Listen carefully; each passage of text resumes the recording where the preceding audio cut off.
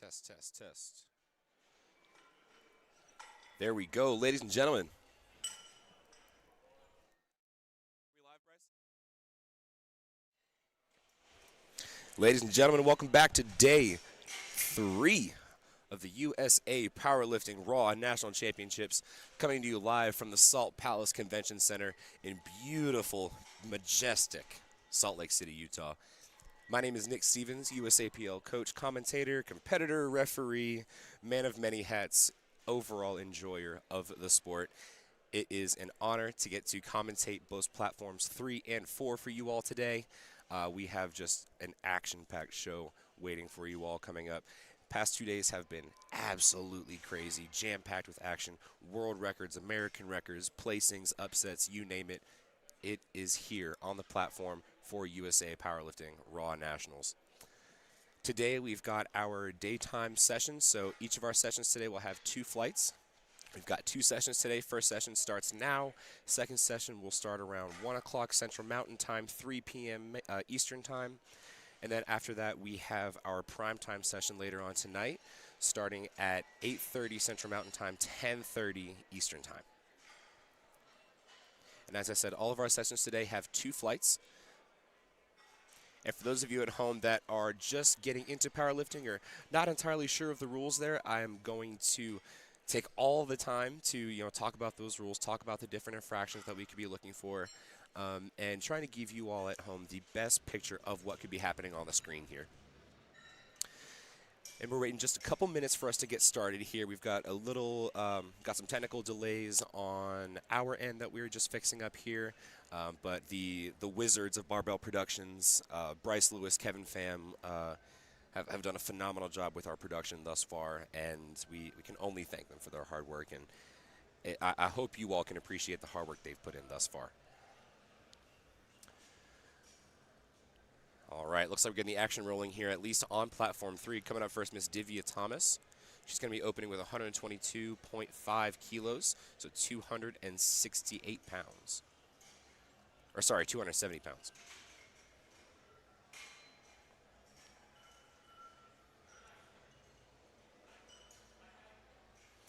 Ladies and gentlemen, if you guys are watching at home, go ahead and give us a shout out in the group chat. We love to let our lifters know where they are being supported from, who you're watching for, where you're watching from. There's all sorts of things that our lifters are going to be looking back at the stream for, so it's super awesome to see that all the support from the live stream and all that from everyone watching around the country.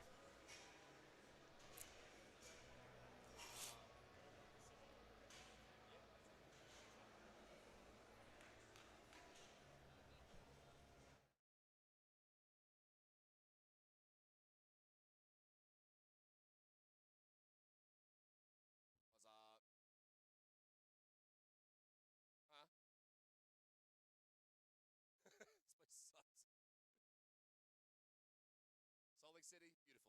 Convention Center, rough. Ready to rock?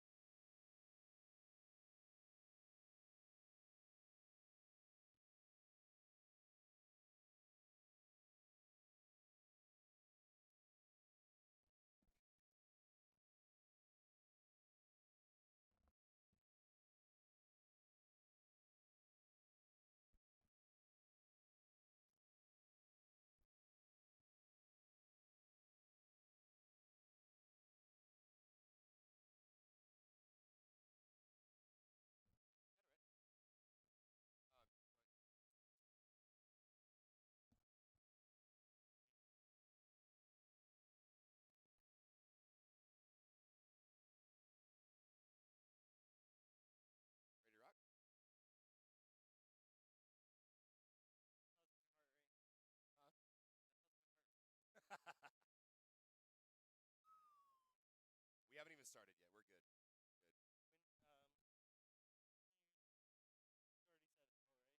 Yeah, we did our intro or whatever. I'm probably gonna do another one only because we haven't started yet with these platforms. Um, I'm probably gonna go hey, welcome back, Nick XYZ. I'll join by the one and only, and I'll send it to you. Do a little intro, talk about yourself.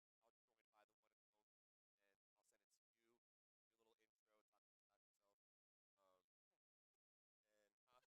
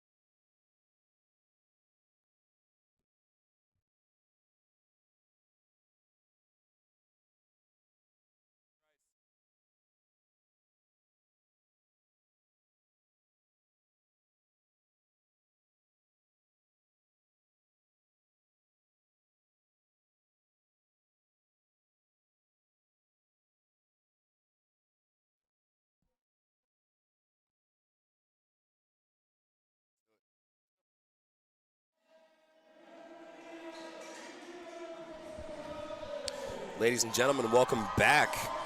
We have our technical issues sorted and we have our lifting started. Like I said, for the Day 3 daytime session for USA Powerlifting Raw Nationals.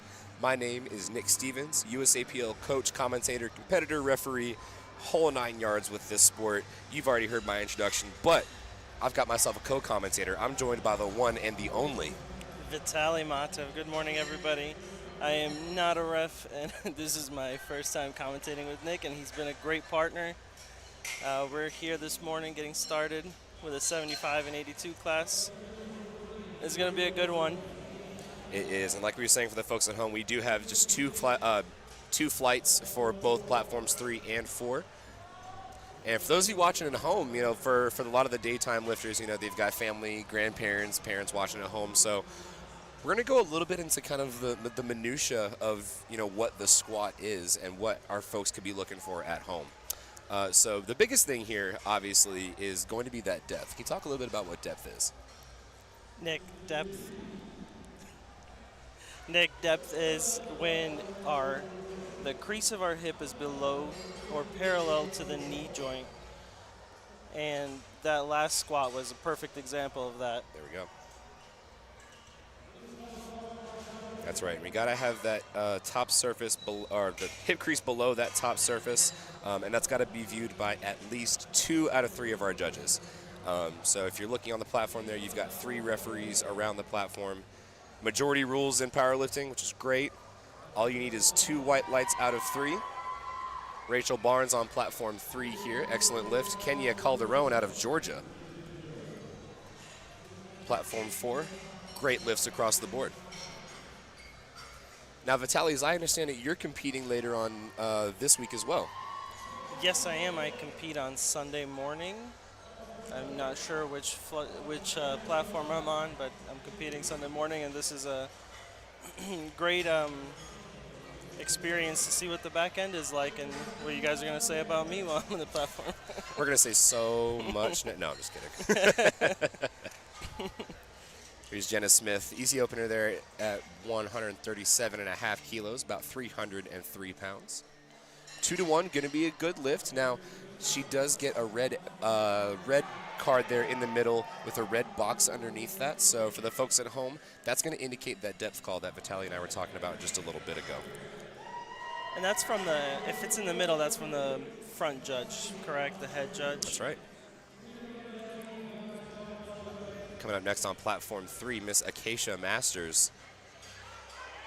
If you know a little bit about Acacia, she's actually a newly minted A7 model. Oh, yeah? No, Acacia Masters, longtime competitor. I believe this is I think this is her first nationals, if not her second. I apologize at home if I am incorrect, but we see some great things out of Acacia here.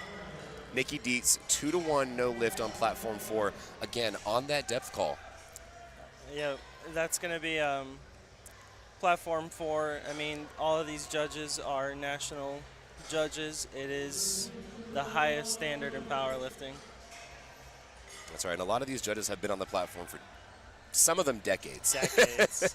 And so they're used to seeing this standard. They're used to knowing what to look for on the platform. And one thing I like to let people know at home, especially if you're just starting into powerlifting and just looking into, you know, the competition aspect of things, don't be afraid of the referees, right? The referees are not there to throw out red lights. They're not there to look to give you a bad lift. So as long as you lift to that standard, you have nothing to worry about.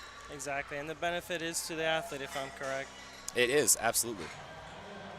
And kind of like you were saying there, if there's like a depth call that's kind of questionable there, it generally, more often than not, that deference will go to the lifter.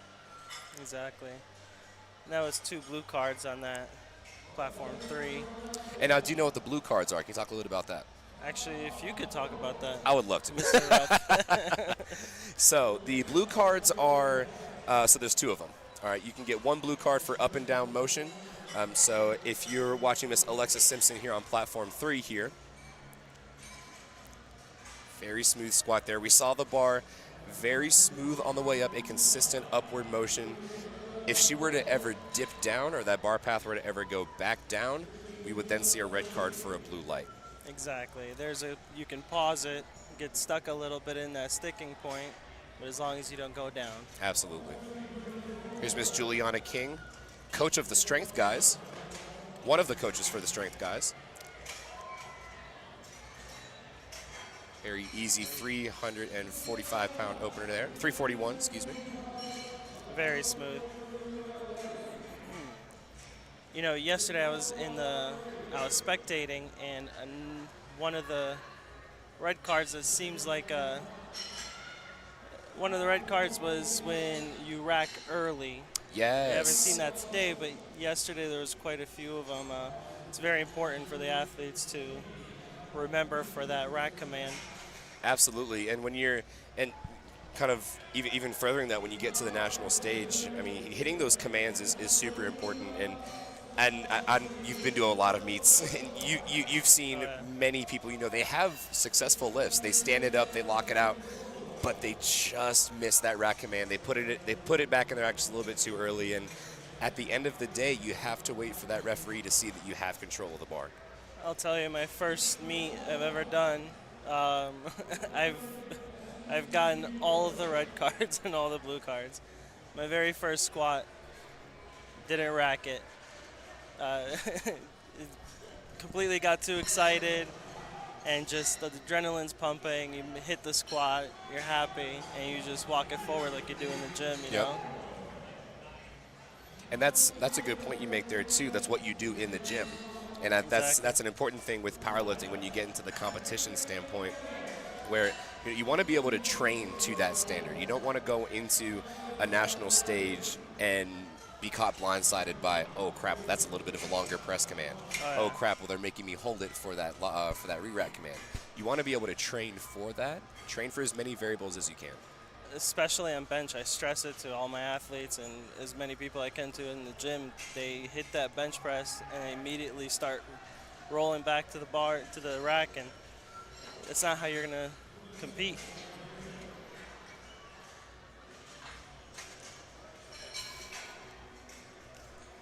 Marianne Mullins, second attempt at 130. And you mentioned you're a coach as well. When you're looking at an athlete, and let's say Marianne on 4, excellent second attempt there, by the way. Excellent. When you're going from the opener to the second attempt, what are some things that you're thinking about on the coaching side? In meet, I mean, when in the moment, you have to look at how did that first one move? Are you comfortable? Is there anything that you felt as the athlete? There's a lot of input from the athlete. How did you feel on that one? Were there any? A lot of times you come into a meet, I don't know any athlete that comes into a meet healthy. That's an excellent point. That's an excellent point. A lot of times it's how did that feel, and honestly, everybody works off of RPE nowadays. So how did that feel, honestly? And then you go up to try to chip at that before you hit your top end. Great second attempts on both platforms, 3 and 4 there. Divya and Jasleen, good lifts. Divya that was a smooth attempt. Great depth as well, and I can always. I'm a squat. I hate to say I'm a squat specialist because I don't squat anymore, unfortunately. But squatting is one of my favorite lifts of all time. Now. Squat enthusiast, and I always respect the depth, always. And if you can hit it on the national platform, it's that much more impressive. Oh yeah. I mean, that's the biggest complaint, right? Of any athlete. For sure. Easy second attempt there for Rachel Barnes. These are moving well. Excellent play calling here from our handlers. Yeah, so far every second attempt is exactly what you would want to see. A little challenging, but something you can do. Exactly. One thing that, and I know we are past openers at this point, but kind of going into the openers, one thing I always try to tell my lifters is it's something that you can hit for a triple on a bad day. We want to get on the board. We want to solidify a good squat, and then we can build. Then we can build from there. Exactly. Because if you open up too high, and let's say you miss that opener squat, what are you then at risk of? Yeah, you miss that opener, and you're at risk of bombing out at the ultimate risk. And Nikki is repeating her opener here, really making sure we hit that depth. And the head judge, I'm assuming that was also for depth. Mm-hmm. that red card in the middle there. She did get 2-1 though, so she is on the board. Nikki Dietz with 142.5. That's my bad. I should have said that. Definitely 2-1 wins, gets you that lift, and that's good enough. Here's Miss Kenya Calderon now. Unfortunately, Kenya did weigh in just a hair over 75 kilos. I think 75.3 or 4. Yeah. Super tough, so unfortunately she is going to be a guest lifter today. That being said, she can still put on an absolute show. Oh, yeah. I mean, that's the consolation prize. Go out there and do your best. Put a show on. Yes, it's unfortunate, and you don't ever know why. Exactly. She missed weight. Exactly. There's any number of factors. Yeah, and it's nothing on her. She tried her best, I'm sure, at the national stage. And good for her for coming out here and showing up for squats. I mean, that's 2 squats in a row there. Absolutely. Excellent. Jenna Smith on 4, Acacia Masters on 3. 336 for Acacia. Big 145 kilo squat there for Jenna. That's 319 pounds, 2-1. Good lift. Head judges throwing out them reds. Let's Holding hope them I'm to the not on standard. platform 4, huh? Excellent work there from Acacia, coached by Pat Thickey in the corner there. Pat Horvath. Here's Emma Howie rocking possibly my favorite A7 colorway of all time. I love the indigo. Oh, I yeah. love the indigo. It's so fresh. I tried it on. It doesn't look good on me, but it is a wonderful color. I feel like for larger folks, especially as you get over, 100 kilos, 110 kilos, you kind of have to stick with the blacks and the whites. Yeah. I don't know about you, but once I add some color, my rolls start showing a little bit more, and it's a little. If you have rolls, buddy, I have mountains over here. I have hills. Hey, small weight, don't move weight. Lily Farmer. 336 again, great attempt there. Lily chose to go up for her second attempt, even missing that first one, which is a gamble, but it depends on why she missed that first one, and it looks like it was a good call. Exactly, and that could be any number of things. It could be whenever I'm looking at a lifter and I have them on the platform, let's say they missed their opener. If it moved well, but it was a tech issue, I'm comfortable with going up a little bit at least, maybe 2.5, 5 kilos, just so we can still get on the board there. If it was on strength, I mean, obviously that puts our backs against the wall there, puts us in a tough position. Yeah, you would hope that that opener is easy enough. And to that point, Katya is coming out and repeating her opener.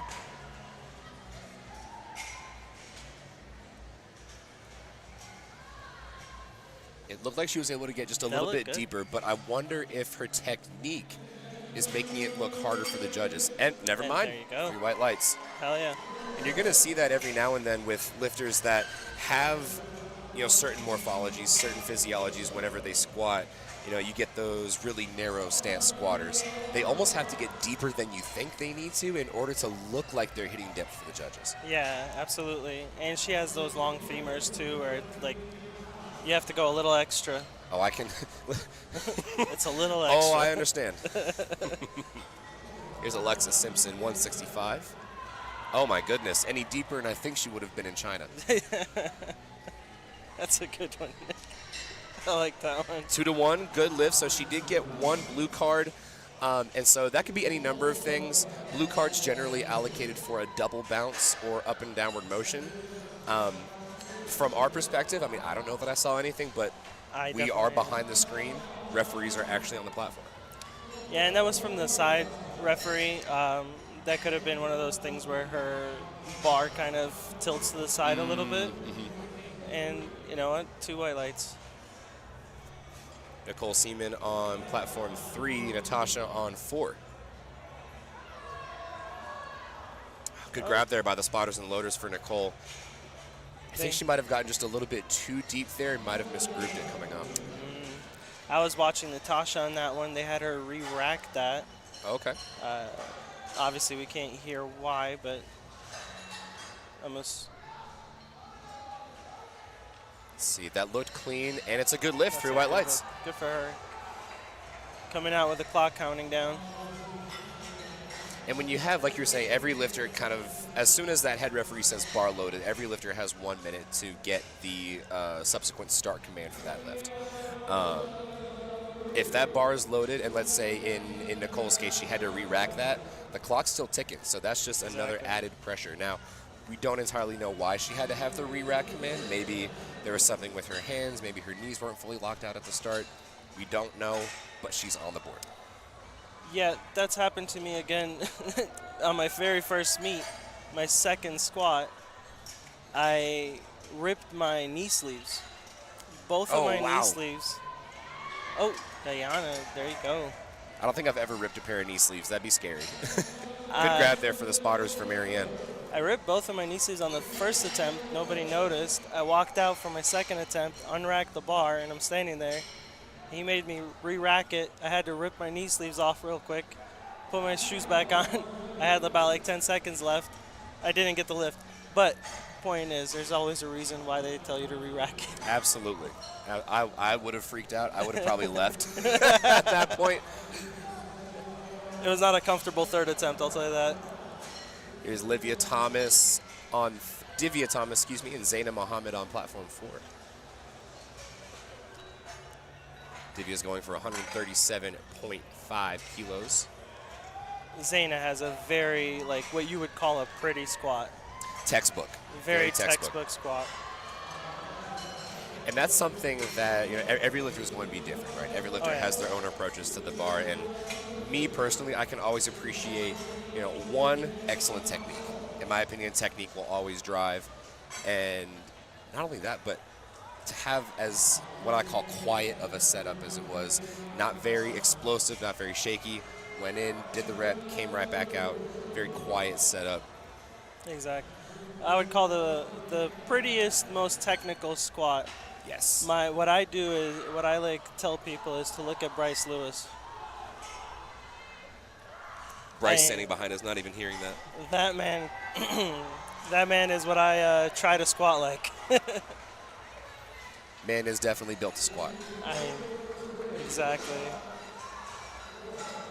Here's Brittany Hurt going up 2.5 kilos. Ooh. It's not going to go there. And when you have a second attempt like 147, it was tough.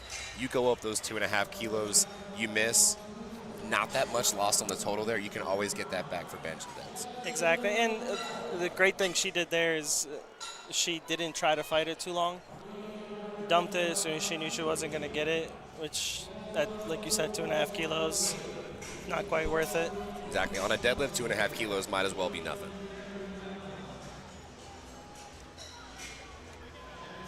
Jasleen on 4. Great grind there for that last attempt. Both lifters on 3 and 4 taking 330. Jasleen with a good lift. Rachel Barnes, let's see if she gets the white lights. And she does. Excellent play calling from our handlers for our lifters thus far. That was a very good third attempt selection there. I mean, right at the edge there of what they're capable of. Acacia Masters making her way back up to the platform now. And Miss Nikki Dietz on platform 4.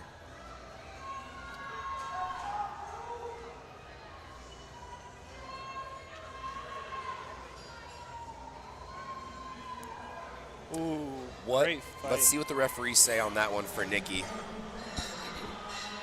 It's going to be a no lift across the board there. So we see red squares underneath that, so that's going to indicate that depth as well. But I didn't want to jinx referee, it. Yeah, the head referee saw what I thought was going to be called, which is that up and downward motion just a little bit. And that happens a lot when you hit that sticking point.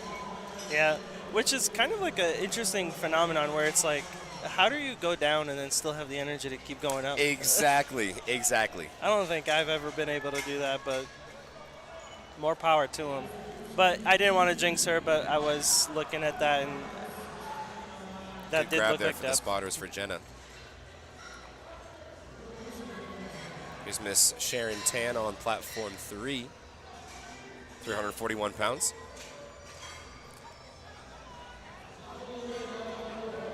These juniors are getting up there in the squat. Oh my goodness, yeah. And these ladies are in the 75 kilo class, so around the 150-pound body weight mark, give or take a few. And they're putting up some insane numbers, well over 330, 350. And this is just the first flight of lifters, folks. We've still got a whole other flight after this.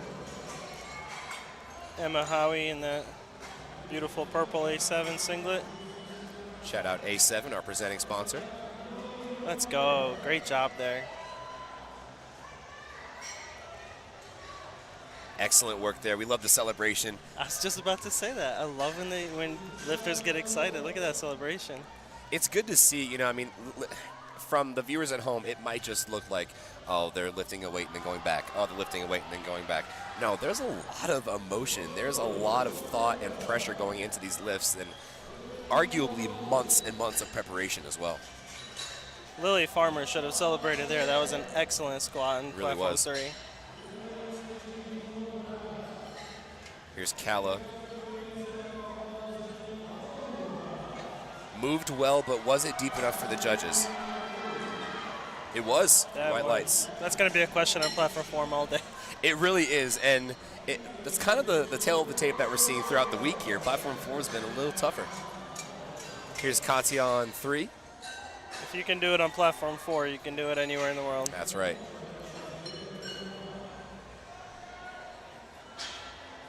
Juliana King of the strength guys.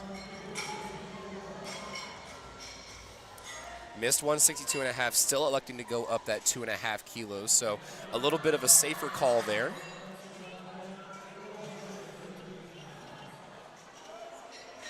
Very clean there, love the intensity, got perfectly deep enough in my opinion, and does through white lights. Absolutely. And Katya on platform 3 took a big jump after missing that opener. Sometimes it pays off, and sometimes it's too bold of a strategy. It is, and sometimes, you know, and we'll see how it often plays out for him, Cotton, but these bold strategies are what we're going to see all throughout Raw Nationals. Hey, you're at the biggest stage. You want to put on the best show you got. That's right. Nicole. Interesting grab there by the spotters and loaders there. It did look like she was going to most likely need to be grabbed. Most likely. But it looked like that one spotter grabbed it just a little bit early. In situations like that, you can get a relift. However, based on the effort of that lift, I don't know if it'd be the best idea.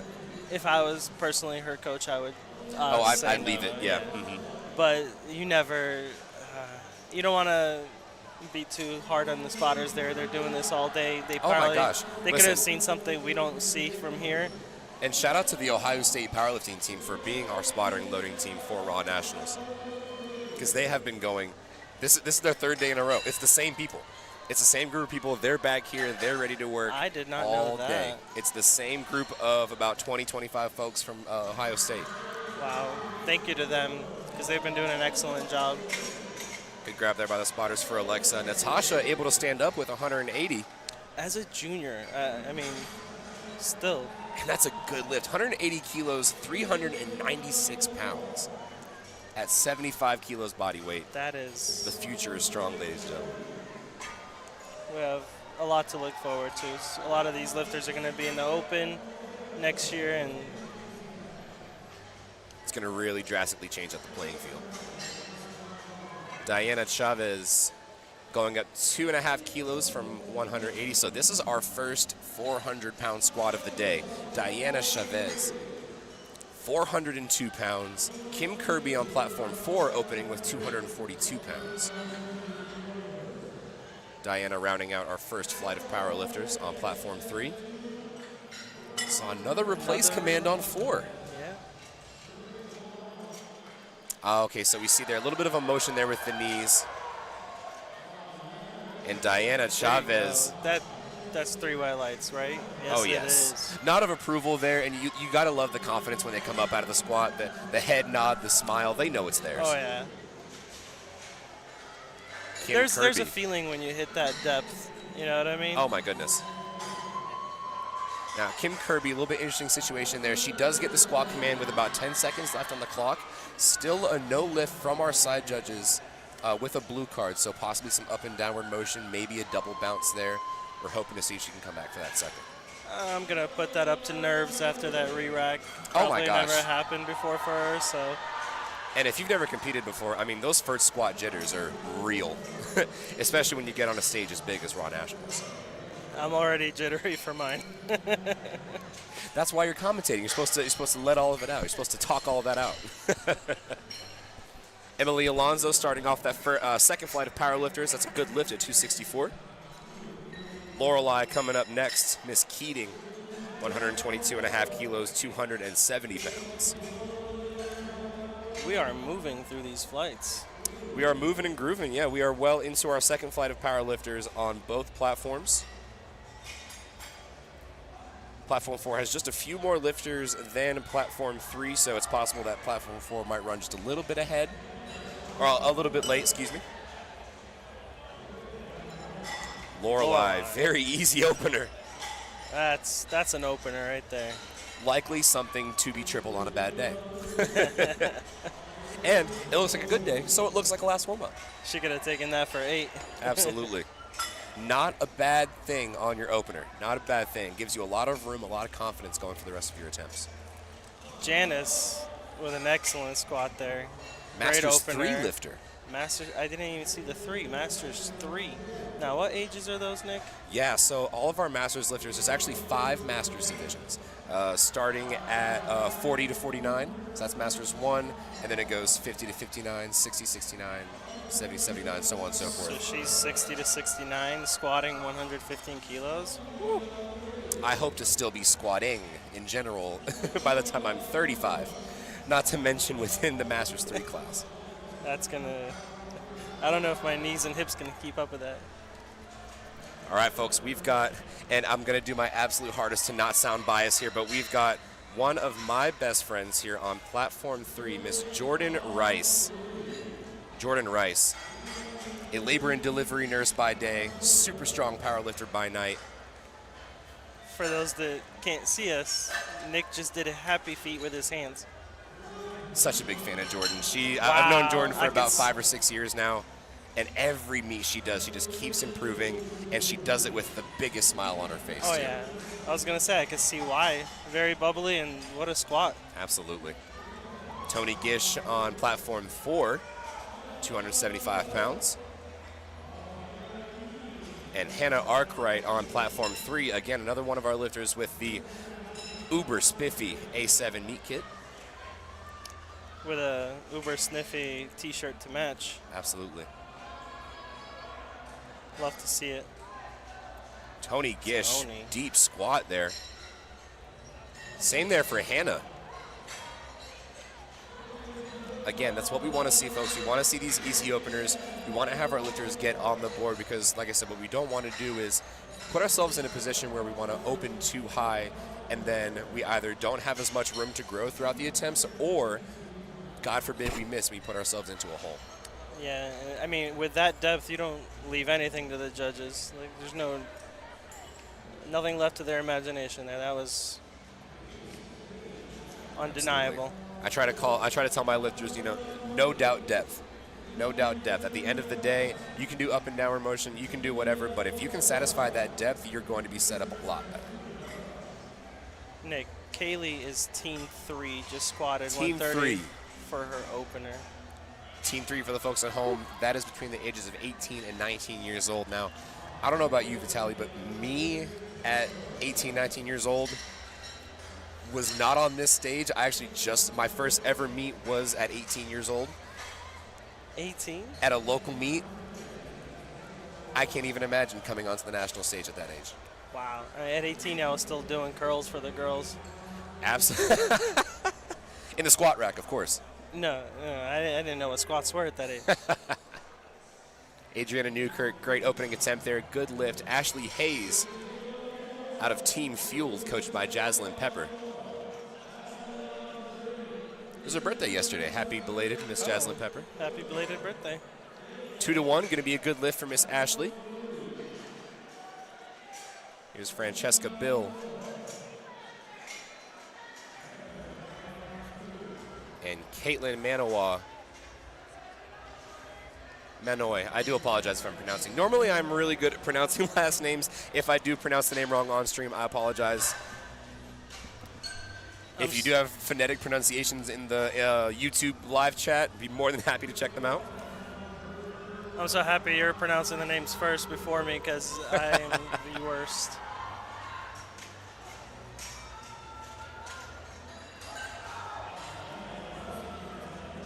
Caitlin having to hold that bar just a little bit before she gets that down command. Yeah, sometimes when you're not prepared for this, you have to stay still. Your knees need to be locked out before you get that down command. And we do have the live YouTube chat up for platforms 3 and 4, so we're going to go down and check out some of the comments that we see. Oh, please, Nick. Shout out from Rob Masters for Acacia, whoop whoop. Shout outs for Lily Farmer out of New York City. Hi, Rich. Good to see you again. Obviously, we're here for watching Miss Jordan and Miss Lauren. More shout outs for Miss Lily Farmer, Lorelei, Alexa. Another shout out for Jordan from Charlotte. Shouts out for Acacia.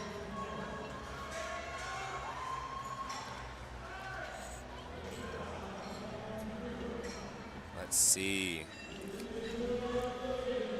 Zoe, another Team 3 opening at 140. Yes, so Robert Simpson, can we use U.S. pounds for the metric challenge, folks? I thought you'd never ask. Such a big fan of the Freedom Unit, so I'll be giving my best calculations that I can. Don't have the calculator on me, but we'll see what we can do. This is the first time I've disagreed with you today. Uh-oh. Are you a metric stan? Oh, man, I am a metric stan of the ages. You train with kilos. Figure out what it is in kilos. That's true. Now, on the coaching side, absolutely. Oh, my gosh, yeah, I got to know what the kilos are.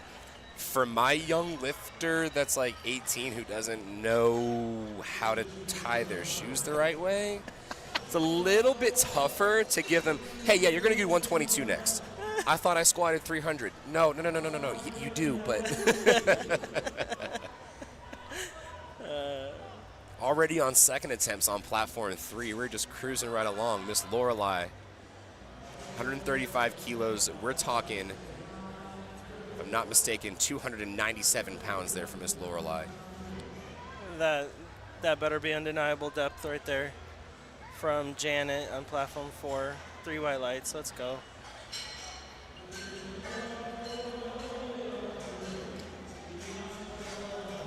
Bars loaded up next there from Miss Kim Kirby on platform 4, starting off our second attempts. Like we were saying there, we're probably going to see platform 4 run just a little bit slower than platform 3. They've got about 3 or 4 lifters in that flight there. But they're within 2 lifters at the moment, so pretty great timing. They're doing pretty well. These juniors can walk faster than us old guys. Exactly. And I mean, that's also a shout out to the spotters and loaders. I mean, they're the ones that truly do keep the tempo of the meet. They load the weight. They make sure the bar is loaded. They protect the lifters. And look at that Ohio State team. The bar is already loaded and adjusted. They are He's taking on that it. weight off while it's still on our back. Kim Kirby 2-1, good lift. We did see a depth call from the head judge. And here is Miss Jordan Rice taking her second attempt here on platform 3. 10 kilos up, 147.5 out of Charlotte, North Carolina. My home state, hometown. But then we've also got Miss Janice Francis on platform 4, our Masters 3 lifter, 264 pounds, second attempt. Love the intensity from Jordan here. No, it moved well. Let's see what the judges say.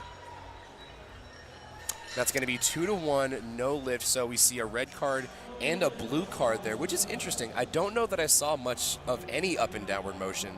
But I did see depth was a little bit hairy there. But knowing Jordan, she's going to be able to come back for that third. Do you think she'll go up a little bit for her third attempt or repeat that second attempt? So knowing it her looked coach, relatively easy.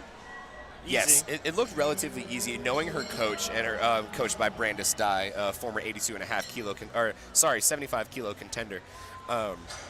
she would most likely go for the safer bet there. For Jordan, Jordan's a very mental lifter, and while that may not have done a lot to the psyche, you still got to keep the momentum going. So safe call bet is probably to stay at the same weight. That would be a good call, especially if depth is the issue, and she would have to sink it a little bit more. Shout Cheryl. out from, oh my God, Jordan's parents are on the stream. Hi, Dad. Hi, Mom. Hi, James. Hope you guys are doing well. Jordan, you've got some shout outs from Mom and Dad. They love you. They're watching at home.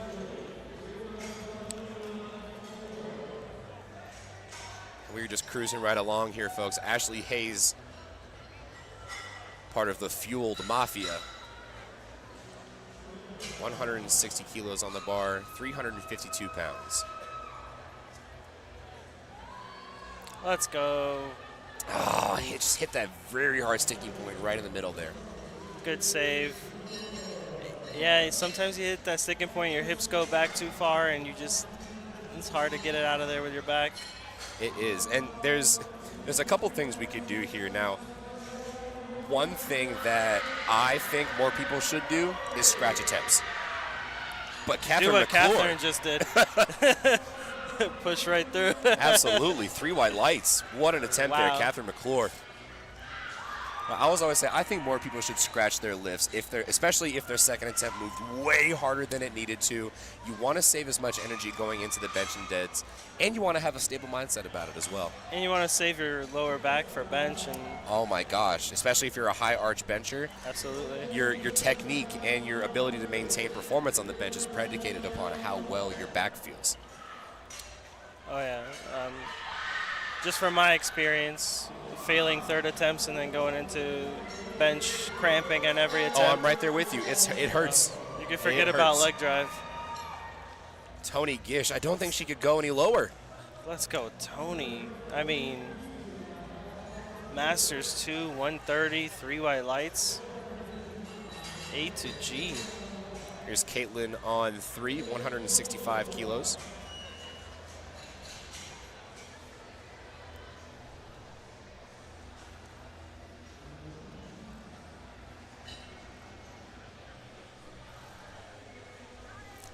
Here's Caitlin there. Did have to take a little bit of time to get that start command. And I wonder if that could be from our side referees looking at the knees there. It was a good lift for the opener. Most likely going to be for the second, and is 3 white lights. 3 white lights. Yeah, that's definitely, it's probably her first nationals at this kind of meet. You definitely don't think about your knees as much.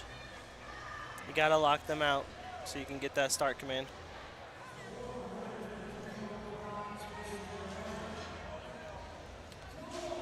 Jillian Whiting in another A7 color combination that I really enjoy. Ooh, we've got to mention in the chat here. What was the reason for Janice Francis's 2 red light on her second squat? Head ref and 1 side ref. Depth looked good to me. And that's an excellent caveat that you mentioned there. Looked good to me. We, Absolutely. behind this screen, you all at home are only seeing the view that me and Vitaly are seeing. These referees are getting the whole 360 view of these lifts. So, in my opinion, I believe they're seeing so much more than we're not able to see. For Janice, I mean, I'm not, I don't want to stir the pot too much.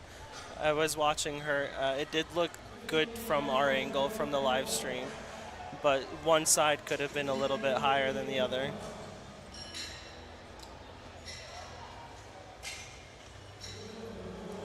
Kaylee, team 3 with 140. And she Re-rack. times out. Timed out. That's a bummer. That's happened to me before too. That's a bummer. And timing out, and there could be any number of reasons why any lifter would time out. It's, for a lot of our lifters, they're water cutting. They got to go to the bathroom. Some of our lifters, maybe they had a wardrobe malfunction behind the curtain. Maybe they didn't know that it was their time to come up. Oftentimes the order changes depending on attempts. So Absolutely. any number of reasons, she is going to come back for that third attempt. It looks like she's going to keep that same weight at 140 kilos. We're going to keep an eye on the LiftingCast. Here's Emily Alonso. Zoe with that wide stance squat that we've seen before, and it works for her. What do you call that stance for squat? Is sumo wide stance? What do you call it? I call that the. I mean, The not Bryce Lewis. the anti-Bryce, the very nori type squat, very hip dominant, hinge dominant. Might as well be a sumo squat at that point. Yeah. If you're a commercial lifter, sumo squats technically aren't a thing, but if you're in a commercial gym, that's a sumo squat. Here's Sophie Valeka.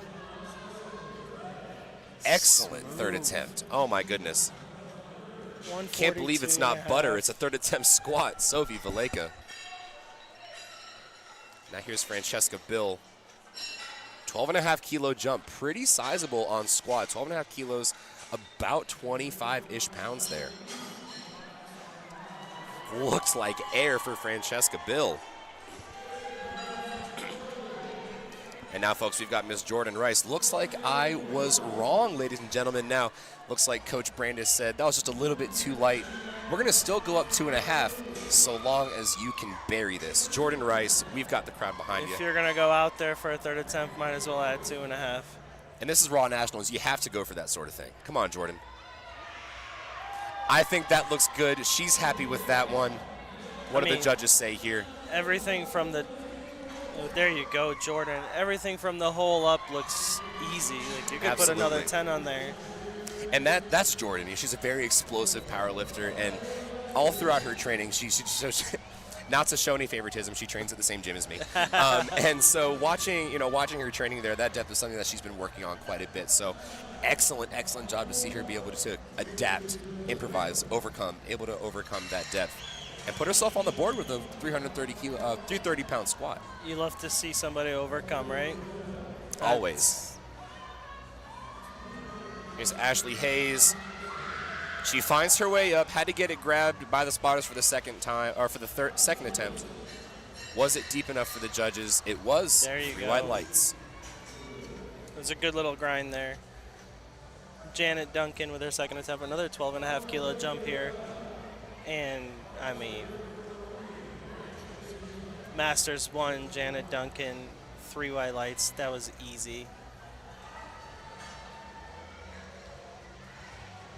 Hannah on platform 3, 10 kilo jump to 162.5.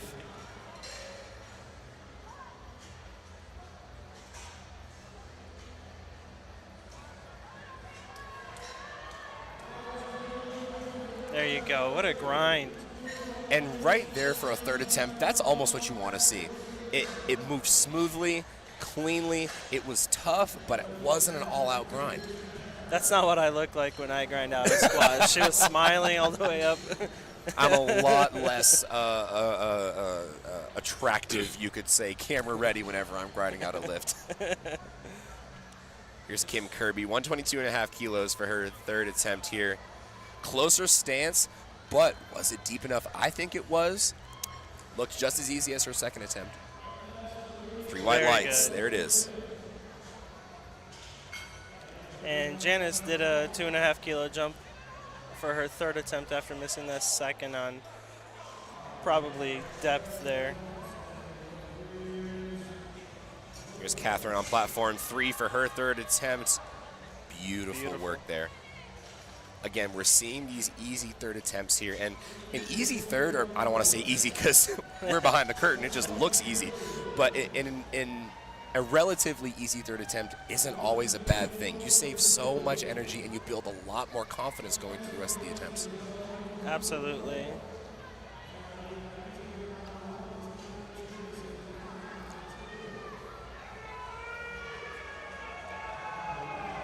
Oh. Janice Francis, that's a good Janice, lift. wow. I apologize for that. Oh, I really thought she rushed the rack command there a little bit. She took a step immediately she got up. But that was a quick rack command and good for her. Lifters need every bit of luck they can get. That's right there. Good grab by the spotters and loaders there for Jillian on platform 3.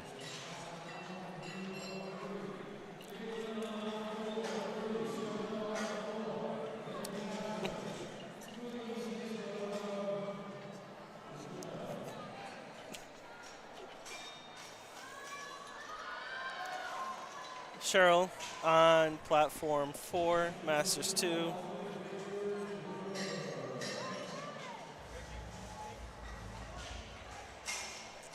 When they're about to squat, like the anticipation is building and I can't say anything. Oh my gosh, yeah. Oh, there she. Cheryl Iseri, Good job. 130 kilos. What a grind. 2-1 Oh. though on. That's going to be a blue card there. Most likely for up and downward motion for the bar. That spotter, like he almost took it and then stopped himself. Good on him and good on her to grind that out. If I'm her coach, I'm using that as her new training PR. That's the number For we're sure. using from now on. For sure. I was going to mention with squats, a lot of young lifters think they're going to come in and they're going to PR all 3 movements. And it's just, you're doing it all in one day. You can't have the energy to do that for all 3. Yes, there's some like athletic freaks out there that can go crazy, but you got to conserve that energy and play the game, set that total, and so you can keep building that up. That's right. It looks like we're all finished up with the squat action on platform 3 already. So right now they're going to take a 10-minute break on platform 3 so they can get the rack swept up, platform cleaned up, and we can get ready for the bench press. For those of you watching, you've got 10 minutes. Sit back, relax, grab some snacks, maybe get you a Capri Sun, some pretzels, and we'll see you in 10 minutes. Please don't go anywhere. Hey, Catherine on platform 4 has grinded out every attempt, and it looks exactly the same. I wonder how much more she has in there, because they all look exactly the same. Well, luckily it was her third, so I don't think she would have had 2.5 kilos more. Yeah, that was great. Here's Miss Tony Gish, bars loaded. 2.5 kilos up. This is 292 pounds, just under that 300-pound mark.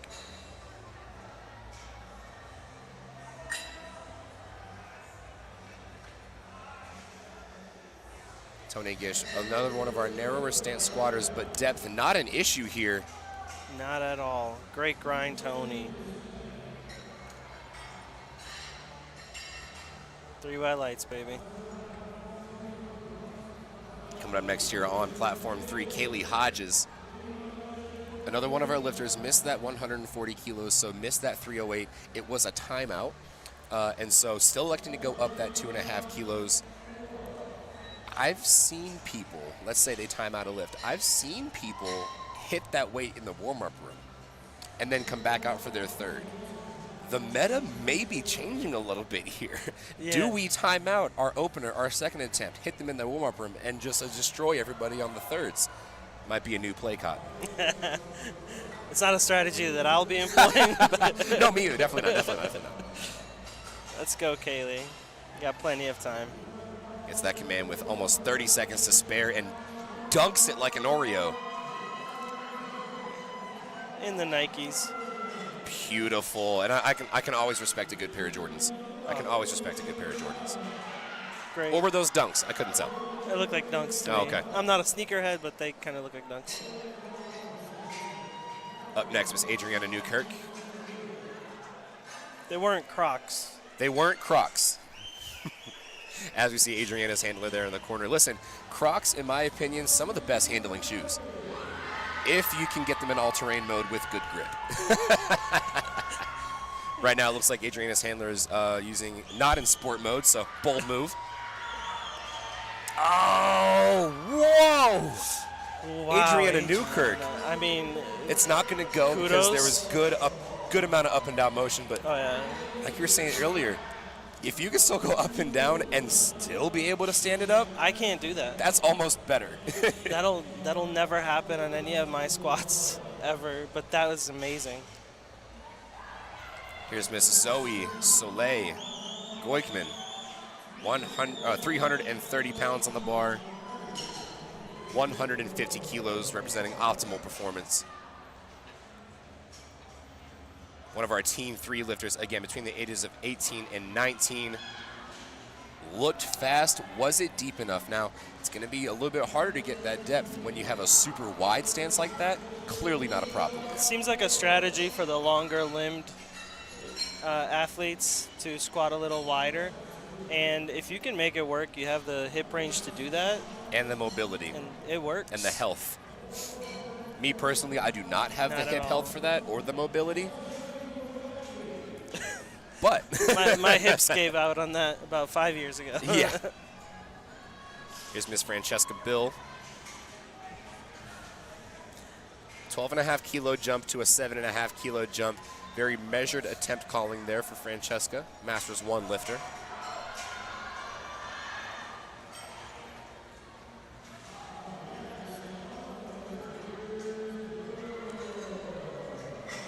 Always wonder what goes through lifters' minds when they squat.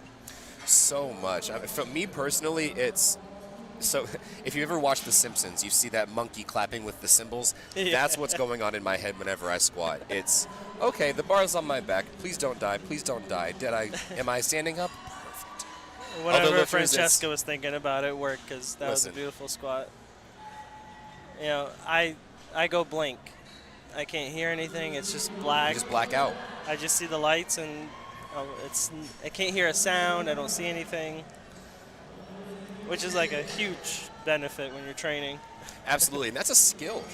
It's almost a skill to be able to kind of take yourself out of the meat and focus solely on how your body's going to move under that weight. And as a high bar squatter, it's up there on the traps. Yeah, good grab there by the Good spotters save. and loaders. And that's something you'll see there with the more high bar squatters. A little bit closer stance, a little bit more explosive intent going into the squat. So they're relying a little bit more on that momentum. A little less room for air too. Right. It's not locked in as much, and you tip forward just a little bit. You can't really save that. Here's Janet Duncan, our next to last lifter here, taking 167.5. Would be our last lifter, but it looks like Cheryl Iseri is getting a relift. Oh, is that the when they grabbed it a little I early? believe so. Good for her for. Like I said, you utilize your options. You have all of them at your disposal. If you think you were just given disservice on that rep, go for it again. You have the option. And you know, I'm pretty sure that spotter is still thinking about that because last time I did that just a little bit one time. Listen. You think about it for weeks. You never want to take a lifter's lift away from them.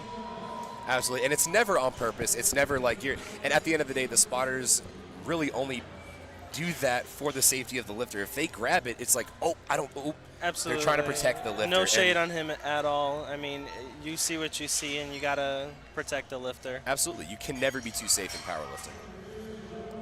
Cheryl Iseri with that relift here, 130 kilos. Now, does she get a little extra time for retaking the lift? So she would only get extra time for retaking the lift if she were at the end of the flight. So if she were the last lifter in the flight and then that lift was messed up, she would then get 3 minutes of extra time to rest before that subsequent attempt. And she proved herself right. There you go, Cheryl. 3 wide lights. 3 wide lights, baby. And folks, that's going to be it. That's all. That's all we got for squat for platforms 3 and 4 for session 1, day 3 of Primetime Raw Nationals. We've got about 10 minutes on platform 4, still about 5 minutes left to get started on platform 3. So those of you watching on platform 4, you guys go ahead and grab you some apple juice, maybe some Pop-Tarts, and we'll see you in about 10 minutes.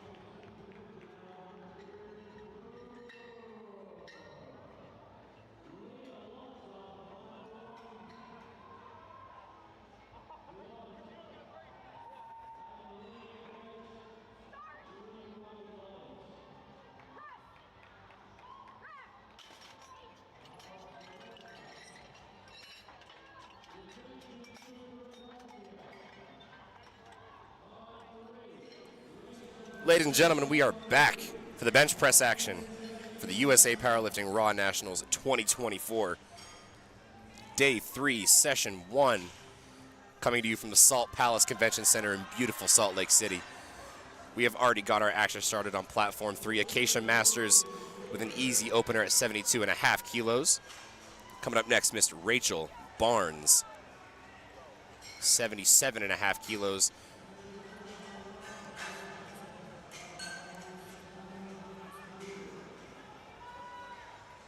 And for those of you watching at home that don't, you say you're a parent, grandparent, brother, sister, cousin, friend, dog, there's a lot of rules and a lot of restrictions with the bench press, and we're going to go into some of that now. So, for those of you watching at home, the bench press is the most complex. There are 3 commands.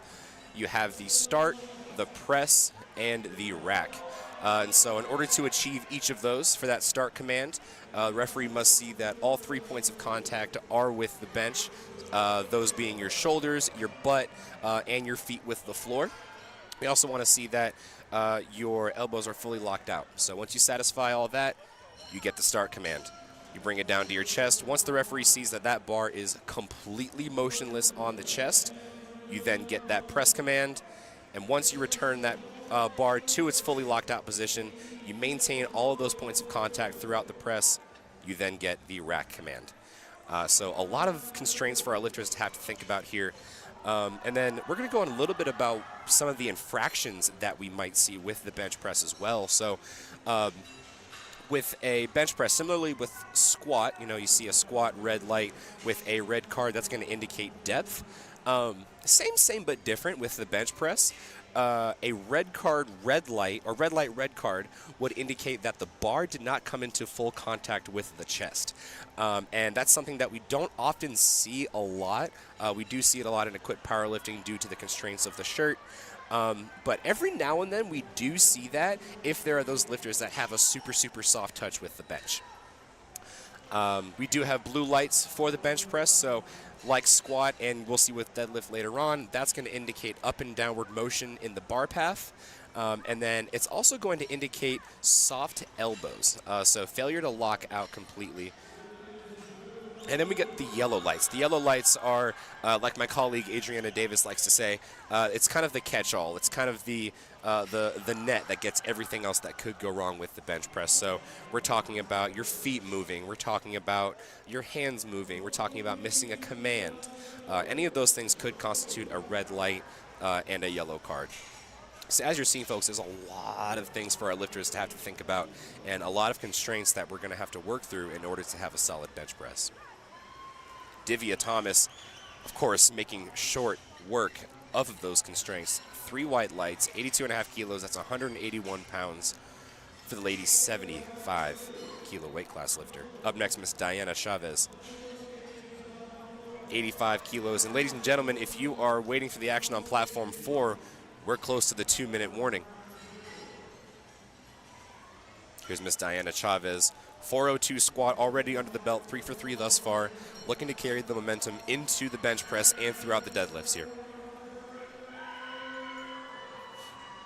And we're going to see a lot of different variations in techniques and approaches to the bar, right? So a lot of our lifters, like Diana, for example, elect to go for as small of a range of motion as possible.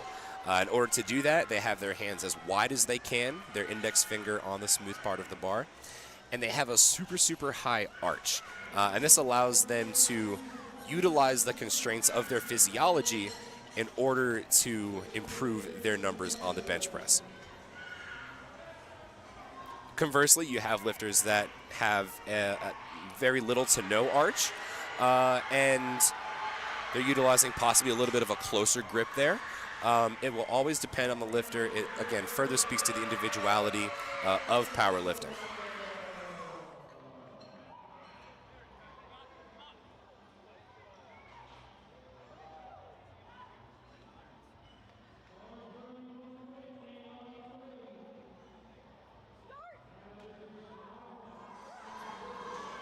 Excellent contact there to the chest by Diana Chavez. 3 white lights. like we were saying, folks, we want to have an easy opener, right? We want to have an opener that we know we can hit on a bad day against all odds. If anything adverse happens, we want to be sure that we get that opener squat, our opener lift. Now, Miss Lily Farmer here, proud representative of the Smiley Face Gang. Again, another wide grip bencher, very high arch there, and you're going to see that a lot more commonly with the lighter weight benchers and our shorter benchers as well. They're able to utilize their body in a little bit different of a way to where they can accommodate that higher arch. A lot of times the larger lifters like myself kind of have to go in between or really utilize more of that momentum off the chest. Here's Miss Alexa Simpson. 90 kilos on the bar for her. We're talking 198 big ones. And ladies and gentlemen, we have got the action rocking and rolling back up on platform 4. 10 seconds out from our first lifter, Miss Nikki Dietz. Oh, it looks like Nikki Dietz' bar was already called loaded. And looks like she might have to time out possibly here. Oh, no, I lied. Okay, they're going to restart that clock there for Nikki. First lifter is always the most interesting. There we go. All right, here's Miss Katia on platform 3, opening with 95 kilos. Both ladies are junior lifters. Junior lifters competing against a lot of our open power lifters in this session here. Nikki Dietz gets that start command on 4. Excellent press out there. Definitive with the lockout, definitive with the press. And that's what we're going to see a lot, folks, with the bench press. And that's going to be, and that is a common point of contention with the bench press. You know, you're seeing at home, well, why is that referee making them hold it at the chest? Why aren't they starting? Well, that bar has to be completely motionless. You can't sink the bar and have it keep sinking. You can't have it touch the chest and hover on and off the chest. It's got to be completely stopped. But we're back up to the top of the order now. Miss Acacia Masters. Platform 3 taking her second attempt at 77.5 kilos.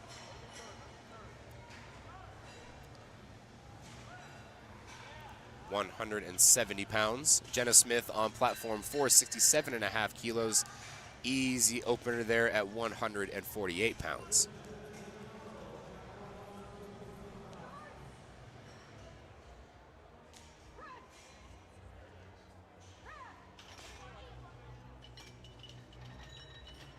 Acacia Masters, one of our many lifters out of Minnesota.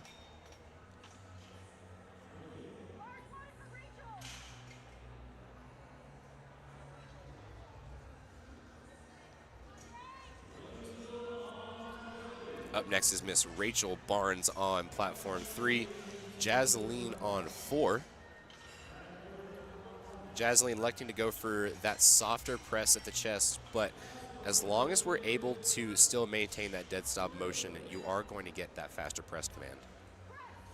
Rachel Barnes as well. Now, it looked there that she might have tried to anticipate that press command just a little bit.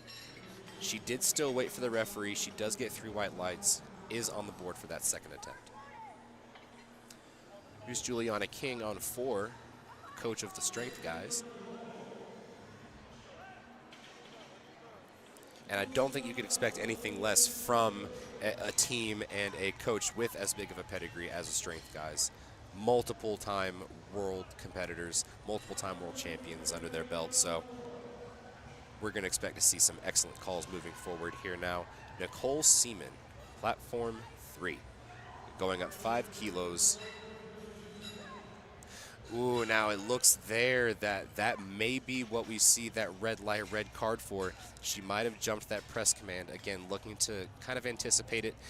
And we see it there, folks. That's going to be 2 red lights with a yellow card underneath. And so that is going to indicate that loss of complete dead stop motion at the chest. How are we looking, Nick? So, we have just started the bench press on platform 4, already into second attempts on platform 3. So it looks like platform 3 might be pulling ahead just a little bit. which is perfectly okay. Perfectly okay. Sharon Tan going up 5 kilos to 85. On platform 3, Kala Dornfeld, platform 4. 170 pounds for her, for the junior lifter. No wrist wraps, no problem. Clean dismount. Every time I see it, I'm flabbergasted. No wrist straps. Up next here, Miss Kenya Calderon out of Georgia, coached by SB Dwight. Dwight Burns, going to be making his Nationals Primetime debut later on tonight for the 100 kilo class. Is that Dwight back there? That is. I met him yesterday. Nice guy. Cool dude. Very cool dude. Cool dude. Great press there for Kenya as well for Lily. 3 whites across the board, and we are moving right along. Again, good on Kenya for coming out here and still trying to put her best on the board. Absolutely, and when you're prepping for a competition, obviously maintaining your weight or cutting weight is a massive part of that. And for a lot of lifters, especially at the lower the state, the regional levels, that's going to be a lot harder to come back from mentally. And I think that just further attests to Kenya and her resilience and her experience. Yeah. Absolutely. And a tough weight cut. I mean, we've all had them, and it can drain you. You don't know if she called it early because it was too hard, and decided just to come out here and put on a show for us. And important to note too, all of these ladies are in the 75 kilo weight class, right? We're talking about 150, give or take a few pounds. That's a lot of body weight to lose relative if you have to get to a certain weight class. Let's say for Vitaly and I, we're in the 125, 125. Perfect, yeah, 125 class. He looked at me. I just wanted to be sure. He looked at me and goes, "We're not the same size. How are you in my weight class?" I'm a little bit taller. You're a lot more jacked than I am. But let's say we had to lose 2 pounds. We could do that from going to the bathroom. Oh, yeah. If in the case of Kenya, 2 pounds, that's a lot of weight for her. That's a lot to have to cut and overcome. So another thing to think about with these ladies, and even further, the rest of our lifters that have had to go through weight cuts and have had to experience those hardships to get to this platform. Yeah, I mean, if anybody was wondering where I was, I probably just lost 2 pounds. There you go. Vitaly himself making sure he's on weight for his competition tomorrow.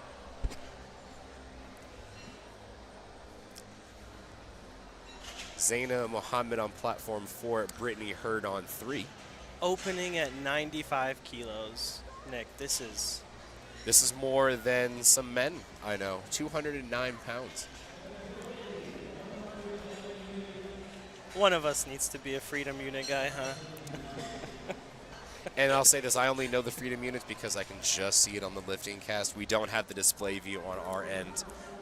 We just have the kilos. I'm a friend of the chat. What can I say?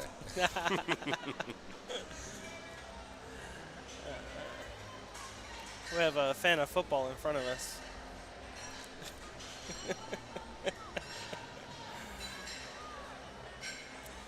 Alexa Simpson here, platform 3, very wide grip.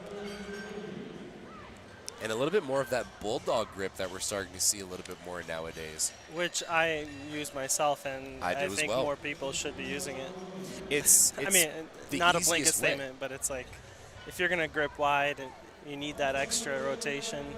Absolutely, and for those of you at home, the bulldog grip is just another way to grip the bar, right? If you're bench pressing, it involves turning your wrists in just a little bit, so kind of putting them at an angle, allowing the bar to get deeper into the hand, allowing your elbows to become a little bit more stacked under the bar, and it really does lend itself to just a cleaner physiological press. And the bar sits more evenly on your forearm bones.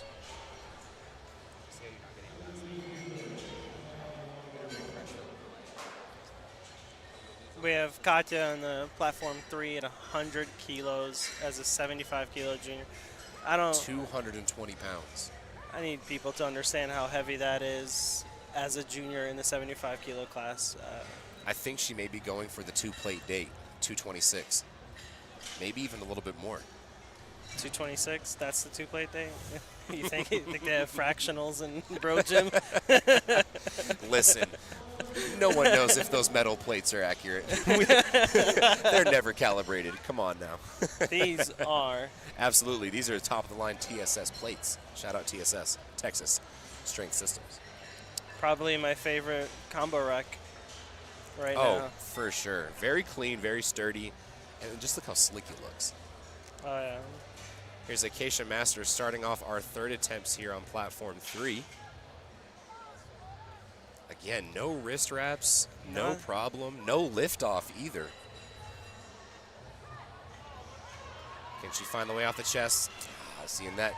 That's where we see it, folks, where the difference between 2.5 kilos can mean a very smooth press and it just not coming off the chest. For me, I find the bench press is like a brick wall.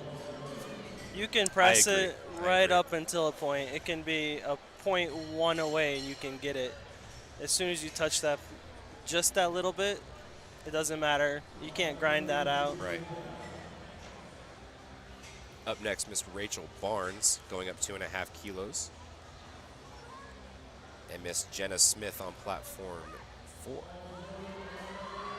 Whoa, can she finish? All she has to do is lock out, and she does. Rachel Barnes. Second to a squat grind is the bench grind. 2 red lights there for Rachel Barnes, both of those on up and downward motion. Now, if I were her coach, I would go to the jury immediately. I would go to the jury immediately. And for those of you at home, the jury is, it's a collection of 3 international level referees, kind of as a security check, if you will, kind of a double check for our referees on the platform there. If any lifter feels that a lift was counted against them and they feel that it should have been a good lift, you have full capability to go to the referees at the jury table to get it overturned. And I hope they were watching that platform. As you know, during the regular sessions, we have one jury for two platforms. Yeah. Hopefully they were watching that. That definitely, to me, that didn't look like up and down. I didn't see any on my end either. Again, I would absolutely go to the jury there. Kenya Calderon, we just missed it here, going up 2.5 kilos, finishing strong, 6 for 6 on the day. And you want to talk about a little bit of momentum building. Coming in as a guest lifter, in a way, you kind of lose a little bit of the pressure, and you can kind of just perform however you want. It's you against you at that point. That is interesting. Like, it's kind of like the lifter that doesn't have to like cut weight. Jenna Smith, come on, press that out. Oh my goodness! What probably the biggest grind thus far. I mean, let her go for another 20 seconds there. That was crazy. Good on the referees and good on the spotters for not grabbing that too. Yeah, they let her go as long as they could. Absolutely. Whenever you're bench pressing, you are allowed to lock out your arms at different times. So in that case, your left arm could lock out faster than your right, as long as they don't lock out unevenly and your elbows are fully locked out. That's the only thing. Exactly. I mean, it's... And if the bar doesn't go back down in the meantime. Marianne Mullins, 3 white lights.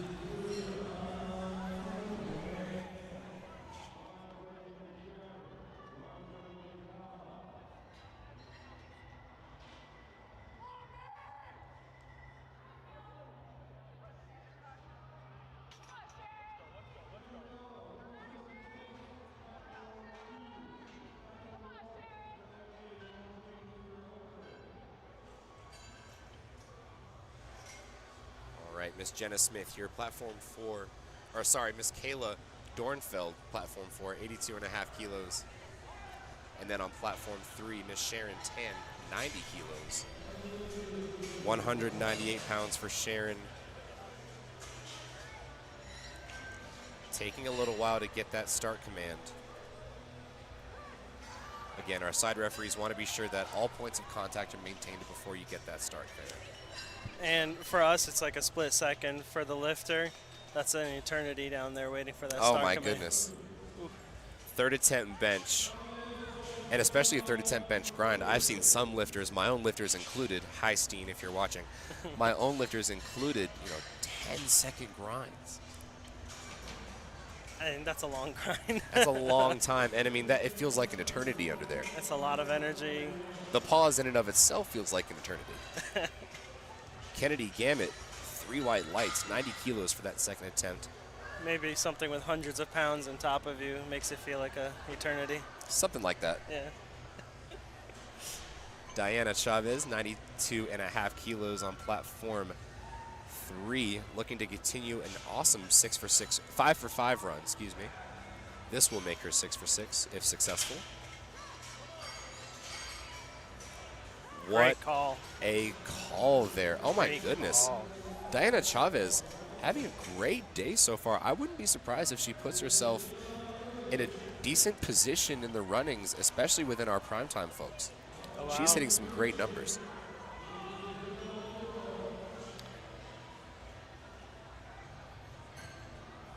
Here's Miss Zaina Mohammed on platform 4, 220 pounds, 72.5 kilos for you Imperials.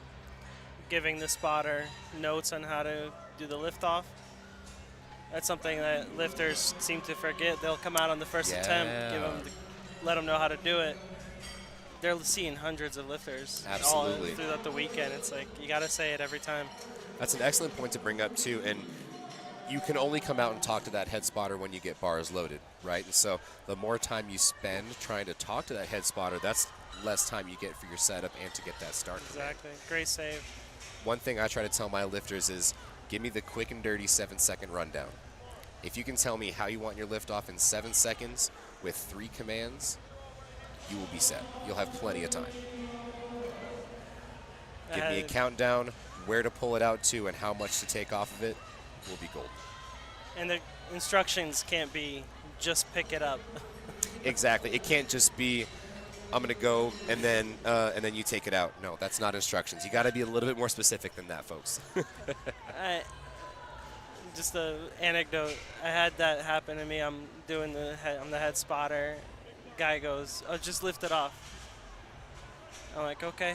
I give him a lift off, and he gets up and he's like, "That was the worst lift off." Hey. I just did what I was told. Can only do what I'm told. Katya going up 2.5 kilos to 102.5. She'll be our last bench presser for flight A, platform 3. Very, very fast press command. I was a little bit intrigued with that one. I wonder if she didn't jump it. We didn't really hear that press command there, but she did get 2 red lights and a yellow card, possibly for failure to adhere to commands. Exactly. I was going to say, I mean, it looked really, really good, and it was it looked like it was going to get the press command any second there, but it kind of looked a little quick on the press command. And you never know, the press command comes when it's motionless on the chest, so if the judge sees that quickly, you could get that.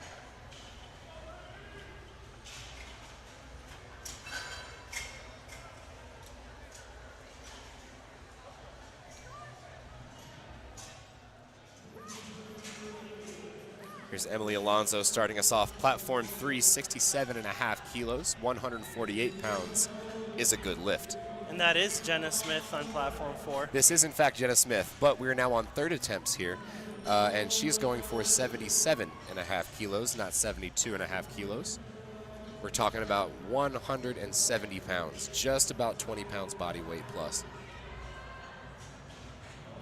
That's a good grab there. Good save. Say what you will, our spotter loaded team has been on it.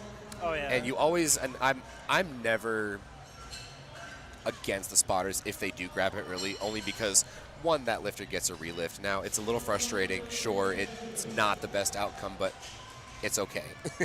And at the end of the day, I would always rather be safe than sorry. Exactly. I mean, lift a squat and bench another day. Absolutely. Jenna Smith, or sorry, this is Juliana King, 80 kilos, 3 white lights.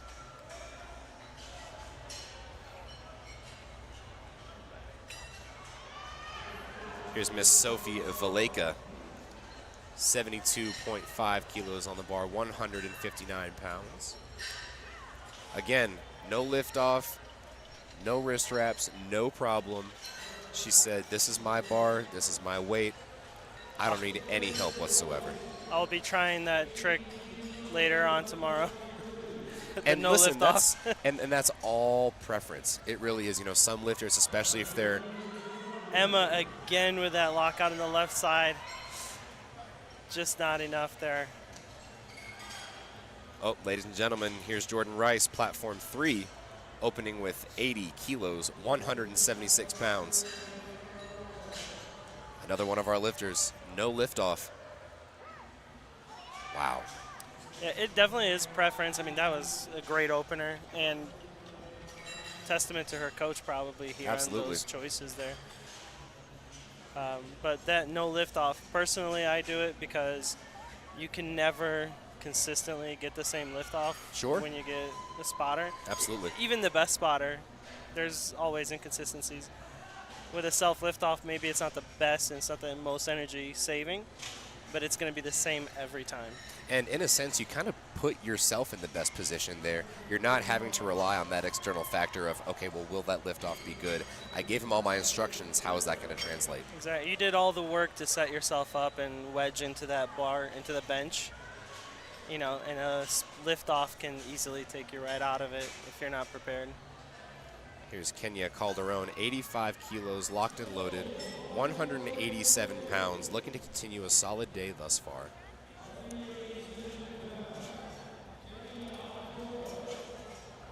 Wow. Wow. Execution at its finest, ladies and gentlemen. Miss Calderon. SB Dwight knows what he's doing back there. Oh, yeah. Here's Miss Jillian Whiting, platform 3. Again, 187 pounds. Very wide grip, solid lockout, and 3 white lights. You know, on the one hand, yes, it's stress-free to be a guest lifter. You're just having fun out there. But then you put on that good of a show, and it's not counted. I was just about to say that. It's like, we're lifting so well. Oh, if only I had weighed in. It's just a little of that extra spiciness that you need for that next meet. And exactly, like, not for nothing. That's all fuel for the next meet. And who knows? Maybe there's an increase in weight class in the future. That's always most often beneficial for people, especially if they do have that hard time cutting. If it isn't one of those issues, then we have all the fire we need for that next meet. If I have a lifter in the middle of a weight class somewhere within even 3 kilos, 4 kilos, and they're not top 20, you know, it's like just build into this weight class that you're in now, Absolutely. that you're walking around in. Powerlifting is one of those sports that takes time. You have to, you are better at this sport the longer you're in the sport and the longer you stay healthy. Burnout has been a topic recently around the powerlifting world, and that's how you get burned out, trying to cut weight and trying to outlift yourself every single day. Like, sometimes it's just work. Sometimes you just have to put the work in for a couple of years. Especially if you're a younger lifter too, you want to really focus to not get to that point of burnout, only because, you know, your strength is increasing relatively faster than it will later on in life, and you want to be sure that you stay healthy throughout that. Build the roadblocks. On platform 4 there, Zaina, I'd like to see 3 white lights. That was an excellent example of a quick press command from being stationary on the chest. And Natasha going for 105 as a junior in the 75 kilo class. This is wild stuff here.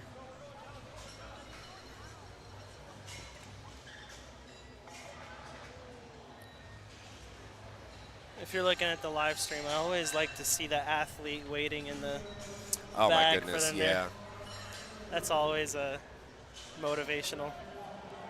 You get to see the real personality of the lifter. You know, when you see them on the platform and they're lifting for the 1 minute that they are, you don't really see anything else outside of that. So getting to see the personality, getting to see the energy that they're going to bring to the platform before they hit that attempt, it's always so fun to watch. And Kaylee looks like she's just going to pick up a snack.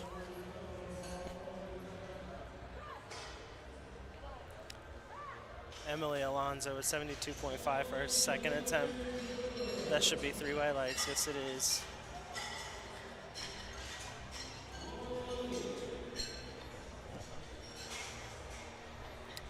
Kaylee, Team 3, also no lift off.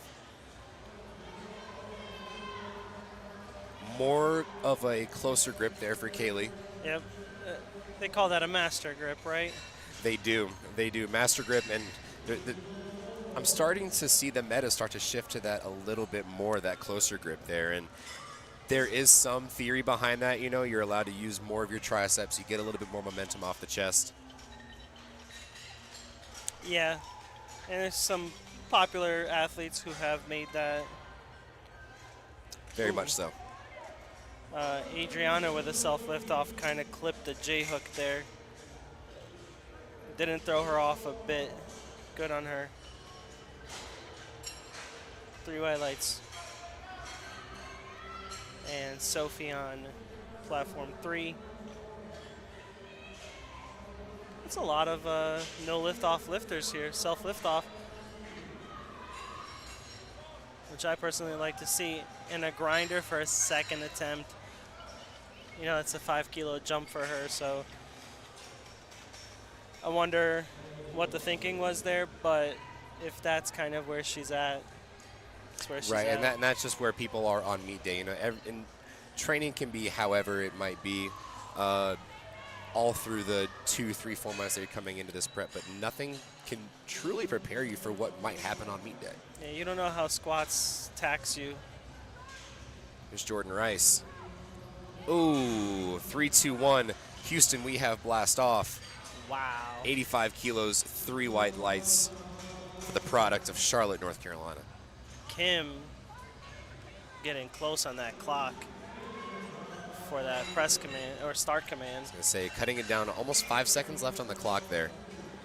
Yeah, about 4 or 5 seconds there. About 4 or 5 seconds on Weiland. Here we go. Caitlin on platform 3. Throwback to one of my favorite songs. Oh my goodness. Here we go. Self lift off there for Caitlin.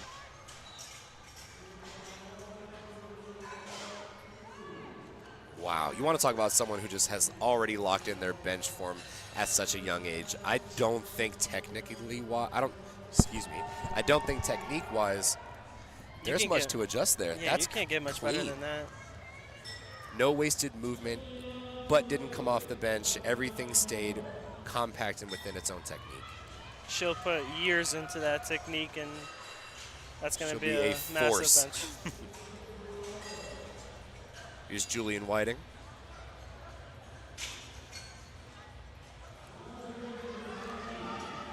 "90 kilos on the bar, 198 pounds. Finds her way to lockout. Are the judges going to give it to her? They do. 3 white lights. You know what I'm really enjoying about our assignment today? We have a juxtaposition of powerlifting age. On one screen we have the juniors, and the other we have the masters, and it's like the full circle of powerlifting. This goes to show you folks, powerlifting and strength sports in general, really, whether it's powerlifting, weightlifting, CrossFit, strongman, strength is for everyone, for all ages, all ethnicities, all races. You're never too young, old. You're never too anything to start powerlifting. It's a hobby for their lifetime. It really is. It really is. And it's really up to you how serious you want to take it. You know, you can have points in your life where, I want to be super competitive. Let's see where we can go. And then, maybe life things happen. You can take a step back, still train, still get better, focus on life things, and then come right back to it. And everybody here had to hit a qualifying total. Exactly. So they take it very seriously. We're seeing the top of the best of the best world here. Next year's, the people who are going to hit that total today for the next year's nationals, that's going to be another chip in their bag there. That's going to be amazing for them. Absolutely. Hannah Arkwright, good lift on 3. Cheryl Isari, good lift, platform 4.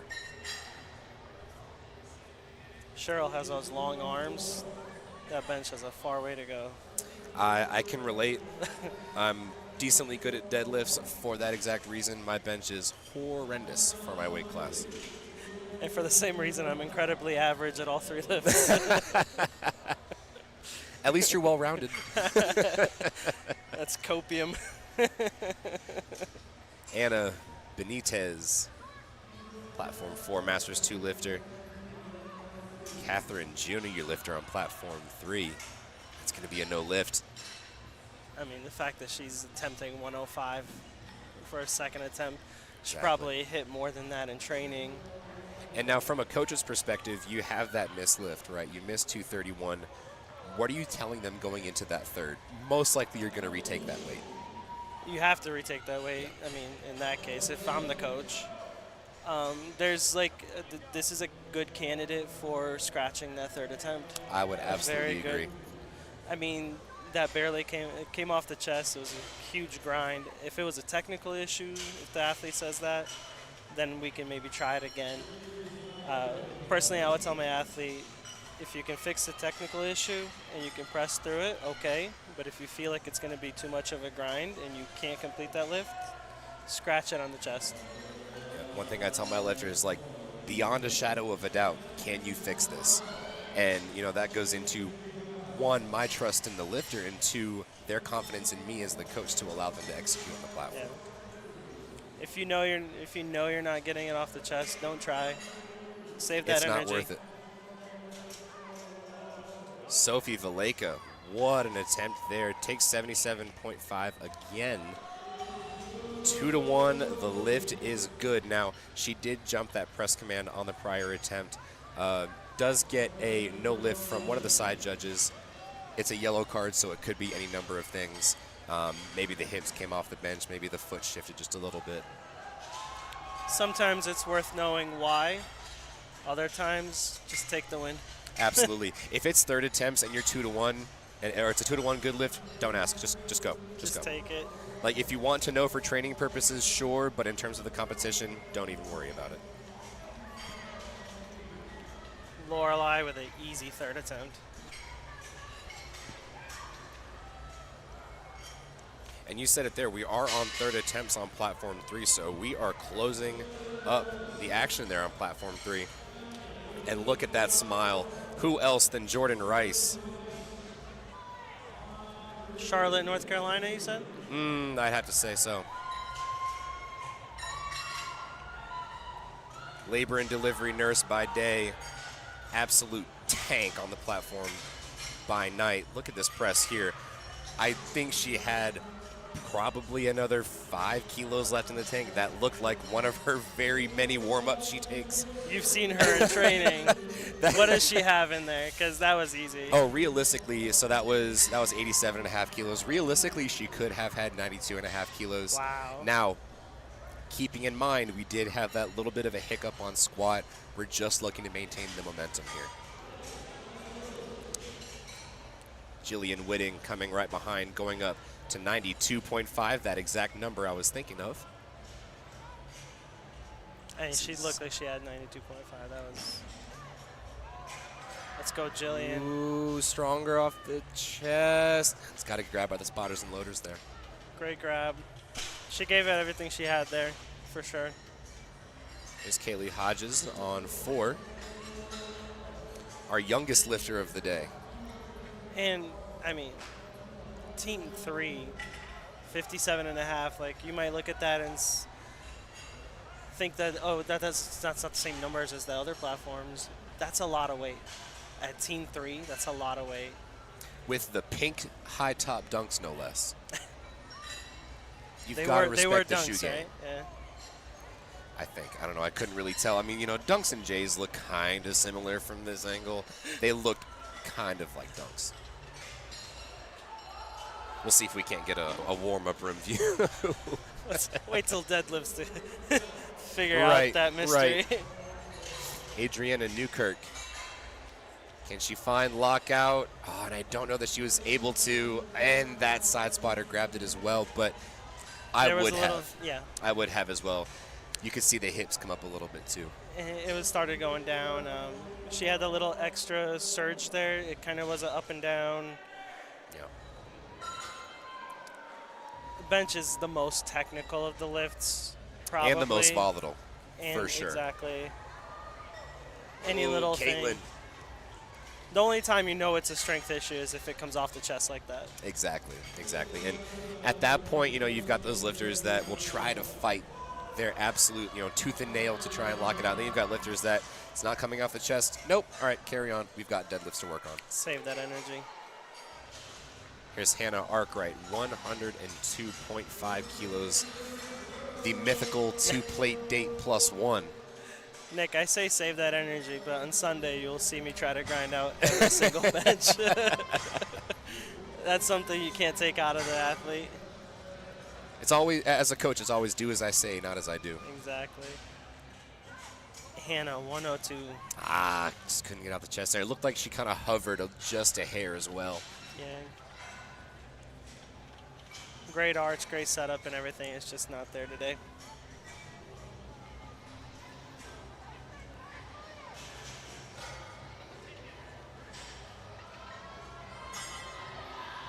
Catherine, 75 kilos on platform 4.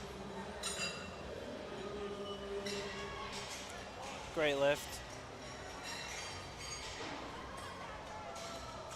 It's a little spicy for a second attempt, if you ask me. Yes, it was. Clean lockout there. Did she jump the rack command, though? She did.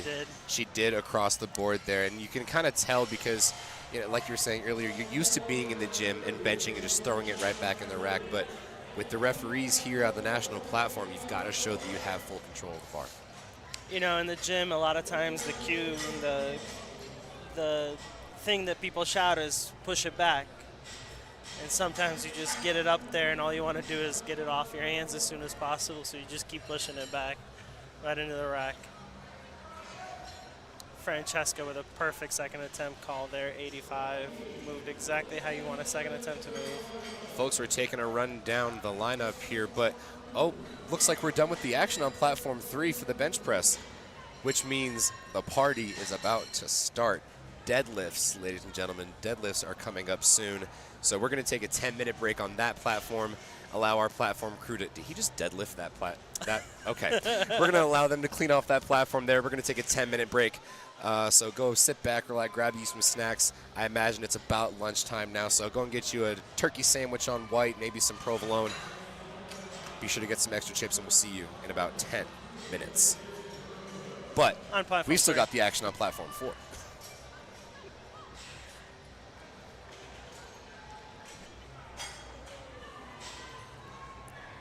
Cheryl with another great second attempt there. Another great attempt for bench.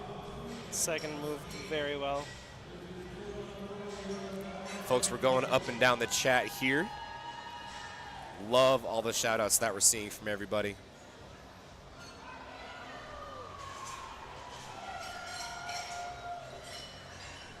Here's Miss Anna Benitez on platform 4. 187 pounds for the Masters 2 lifter.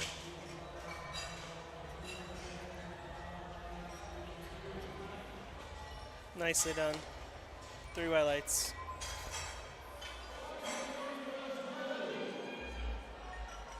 Zoe, Team 3. Second attempt at 85 kilos. Long arms. I think self-lift off as well.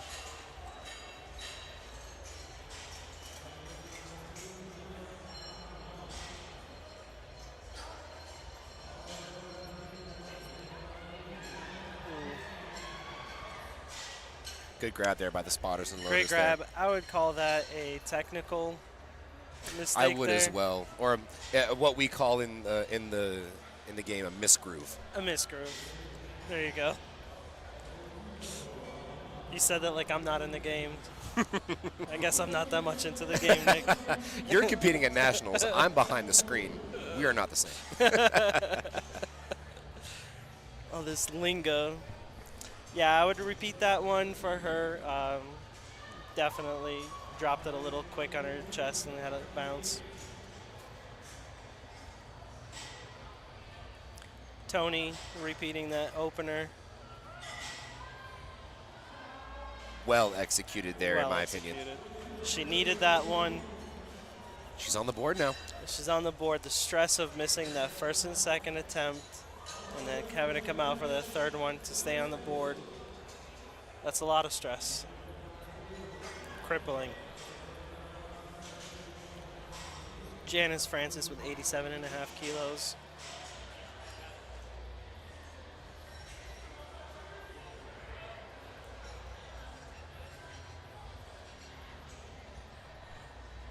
Here's Miss Janice Francis, 87.5 kilos, 192 freedom units. Our penultimate lifter for second attempts on platform 4. Come on. Let's go. Oof.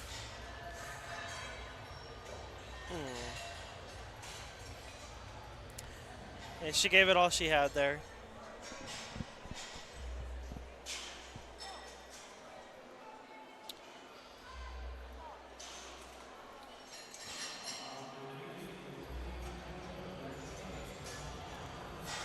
Janet Duncan at 90 kilos for her second attempt.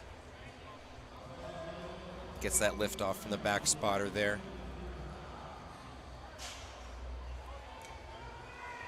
Strong through the press, and that's going to be a good lift on our last second attempt of the day. Platform 4, that better be a good lift.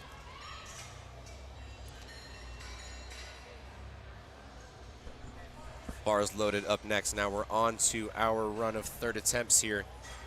Kaylee Hodges, our Team 3 lifter. Even 5 kilo jumps across the board. Very stable, consistent plan there. Again, after that hiccup on squats, able to come back. And we do have confirmation those are in fact dunks. Here we go, Kaylee. Let's see what we've got here.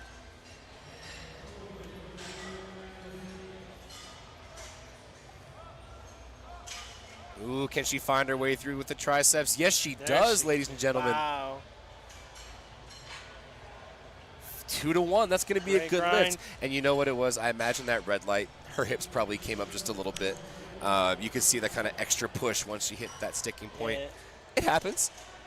I mean, I sometimes have one cheek get off the bench, and you'll get that red from one of the side judges. So, Hey, listen, if that other side judge doesn't see it, you're good. You only need two white lights, folks. third attempt, 2 white lights. Just keep it moving. Adriana Newkirk, Masters lifter, 67.5 kilos. Yeah, just finds herself in the same spot there at that sticking point. Yeah. She's on the board at 62.5. She'll get a total. Well, let's wait until first attempt deadlifts, but Yes, and that's an interesting point you bring up as we're loading up on the deadlifts here. We'll talk a little bit more about that later, but at the moment, all of our lifters are forecasted in the placings based on subtotal. Subtotal for everybody at home is just the total of your squat and bench before you get into the deadlift. And you don't have a true total for the meet until you hit that first deadlift. That's why we always say the party starts, the meet really starts when the weight hits the floor, because once you hit that first deadlift, it's time to start making some attempt changes. exactly. And in prime time, watch out for those subtotal specialists. Absolutely, Because they'll those come out of deadlift nowhere. Specialists. They'll come out of nowhere, and I know I happen to know a deadlift specialist myself competing tonight in primetime. We'll be looking forward to it. Destiny, if you're watching, hi. Please eat something. Catherine McClure on platform 4 here. Safe bet there. 5 kilos up from first to second, 2.5 from second to third. The safest bet you can take. I wish we could do 1 or 1.5 kilo jumps, but unfortunately that's reserved for the American and world records. I think we disagree again. I'm a staunch 2.5 kilo jump guy. Are you? Are you? I have a buddy who competed yesterday that in training uses fractional plates. Which, all power to you guys that use fractional plates. Staunch believer in 2.5 kilojoules. Unless it's for a record. And I'll say my only caveat with that is if you have a lightweight woman benching, then it'll probably, and not everyone has those smaller plates in the gym, so if you do, cool. You can convince me to change my mind for sure. Just for the lighter ladies, for folks our size, if you put a fractional plate on, you might as well go up 2.5. You really might as well go up 5 kilos, let's be honest. But Zoe Soleil, again, just can't get past that sticking point there. Exactly. Folks, if you're waiting for the action on platform 3, we're about 2 minutes out.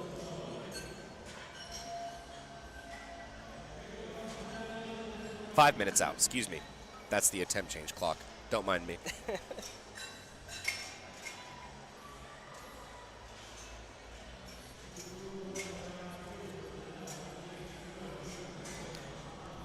I hope I haven't been mispronouncing the name here on platform 4. You pronounce it Janice? It could also be Janice. Let us know in the chat, ladies and gents. We would love a phonetic pronunciation. But Miss Francis here looking to retake 87.5. Able to find lockout there. I wonder if she jumped the rack command. 2-1. Good lift. Likely from that side judge. She saw that. Again, 2-1. Third attempt. Keep it moving. Keep it moving. Francesca Bill. Again, another one of those lifters. 5 kilos from 1 to 2, 2.5 kilos from 3 to 4. Safe bet here. Just chiseling away, trying to get as much extra kilos as we can for that total.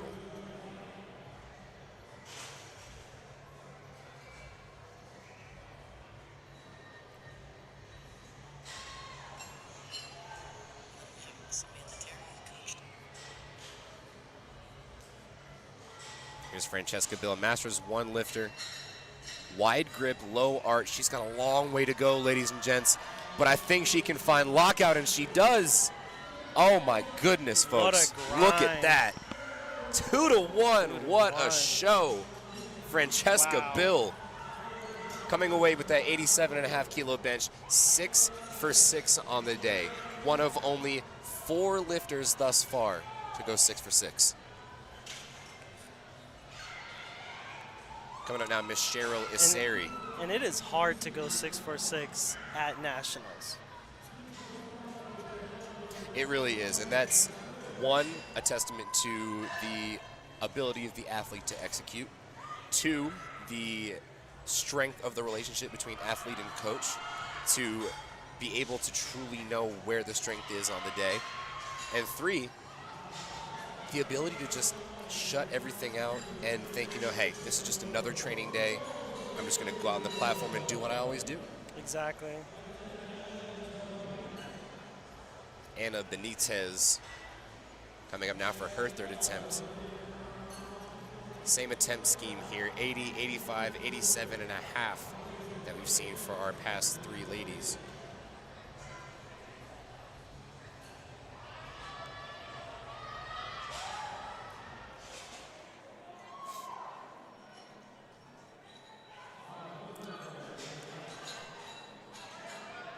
Speaking of the fractional plates athlete that competed yesterday, fractionals are only for back-offs. Listen, I've seen him train for a couple of years now. We've been training together. Okay, we do have confirmation. It is Janice. Janice. Not Janice. I do apologize for pronouncing that wrong. I'm pretty sure I've seen him use fractional plates in top sets. Just saying.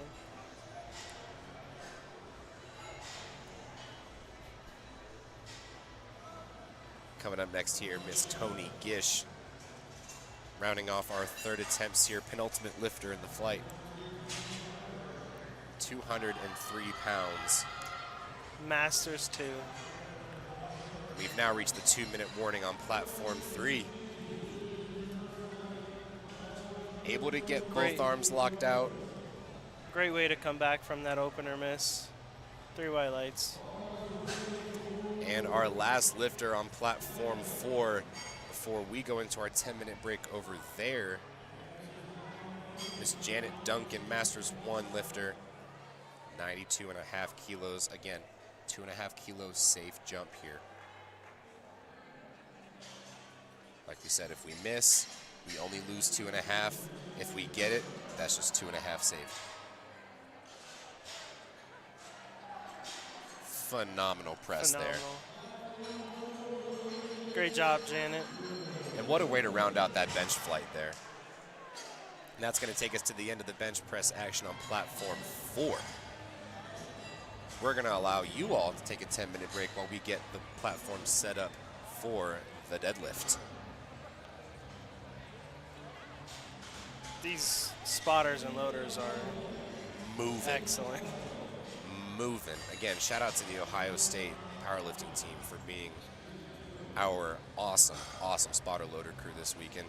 Also, shout out to A7 for probably the snazziest pit crew tees I've ever seen. Yeah, and the meat shirt. I don't know if you've seen that yet. What a nice... Oh, the meat shirt. Yeah. M-E-A-T, meat shirt. They have that as well. Did you see that over there? I did, but that one's disgusting. Oh, that's not the one you were talking about? No, that one looks gross. I'm sorry, love A7. the meat shirt. A7, for those of you that don't know, came out on April Fool's Day with a meat shirt, M-E-A-T, and it's just a pattern of it looks a like bunch a of box steaks. of bologna. And it wasn't just an April Fool's thing. It's real. You can buy it here at the A7 table, fully packaged like a choice sirloin.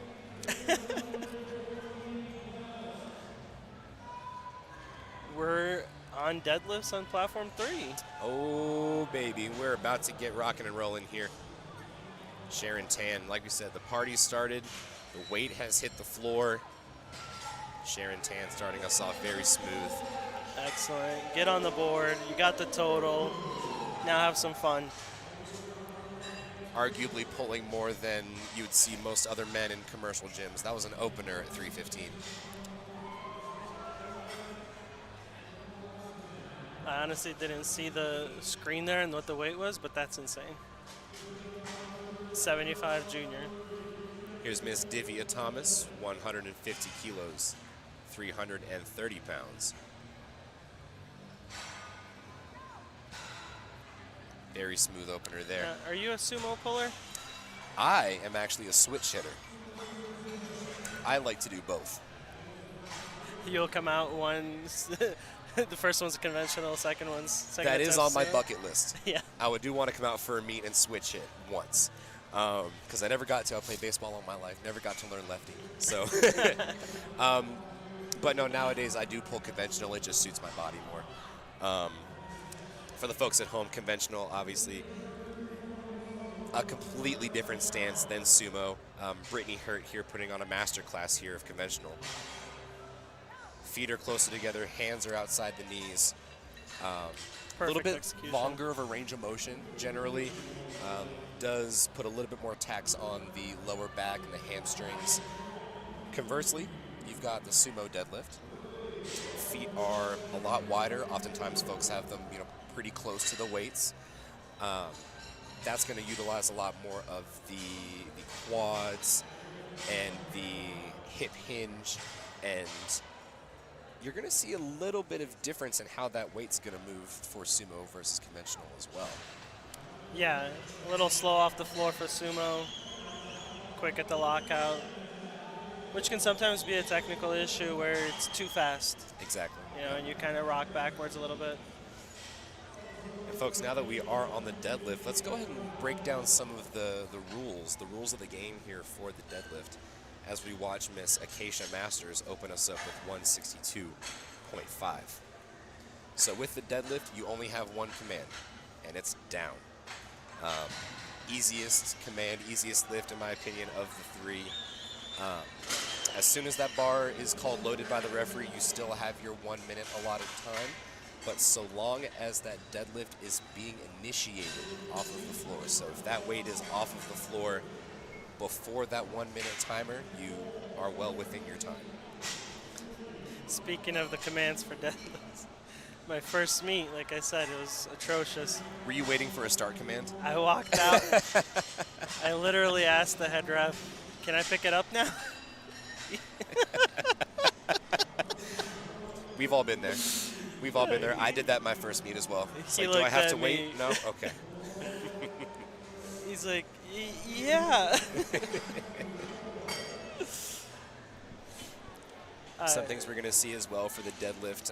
If you see any red lights on the board here, and you see a red card underneath that, that's going to indicate failure to achieve lockout. And that could be at both the site of the shoulders and the knees, because generally if those aren't fully locked out, neither are the hips. Exactly. You do have blue lights after that. Go ahead. No, just Yeah, I was going to say, we do have blue lights after that, so same thing as squat and bench, up and downward motion is going to be one of those. And then soft knees is going to, or sorry, soft knees is that red card. Up and downward motion is going to be, like I said, any up and downward motion or anything like that. Now the yellow cards, still going to be our catch-all. If the feet move for any reason, if there's any failure to adhere to commands, any other mislift like that. I think that's where the soft knees fall under. Or is that going to be part of the blue cards? Because that has plagued me. You can always go to the rule book. And speaking of the rules of the deadlift, one note is you cannot drop it, which I also did. Yes, that's one of those yellow cards. Which is what I also did on my first attempt. I picked it up and just on the way down I just dropped it because that's what you do in training, and never dropped it in training after that again. There you go. I tell all my athletes, do not. And then we do have a little bit of clarification as well. One of the other blue cards is going to be something we see a little bit more often in strongman competition is hitching or ramping. And what that entails, folks, is using your thighs or using your body as a support system for the bar rather than allowing it to simply just graze the skin on the way up. The knees, once the bar gets a little bit over the knees, let's say you start to struggle, the knees come back out under the bar, the hips shift down, you start to lean back a little bit, thereby making your legs a ramp for the bar to come up. You tend to see that more with conventional. You do. And specifically squat, there's a couple squatters we saw today that kind of get up to the sticking point and they push their knees forward a little bit. That's right. To get back up. Most of the time you see that with them because it's just like a habit of how do I get this bar up, how do I stand up. And you kind of shift your knees forward a little bit and boom, you're ramping.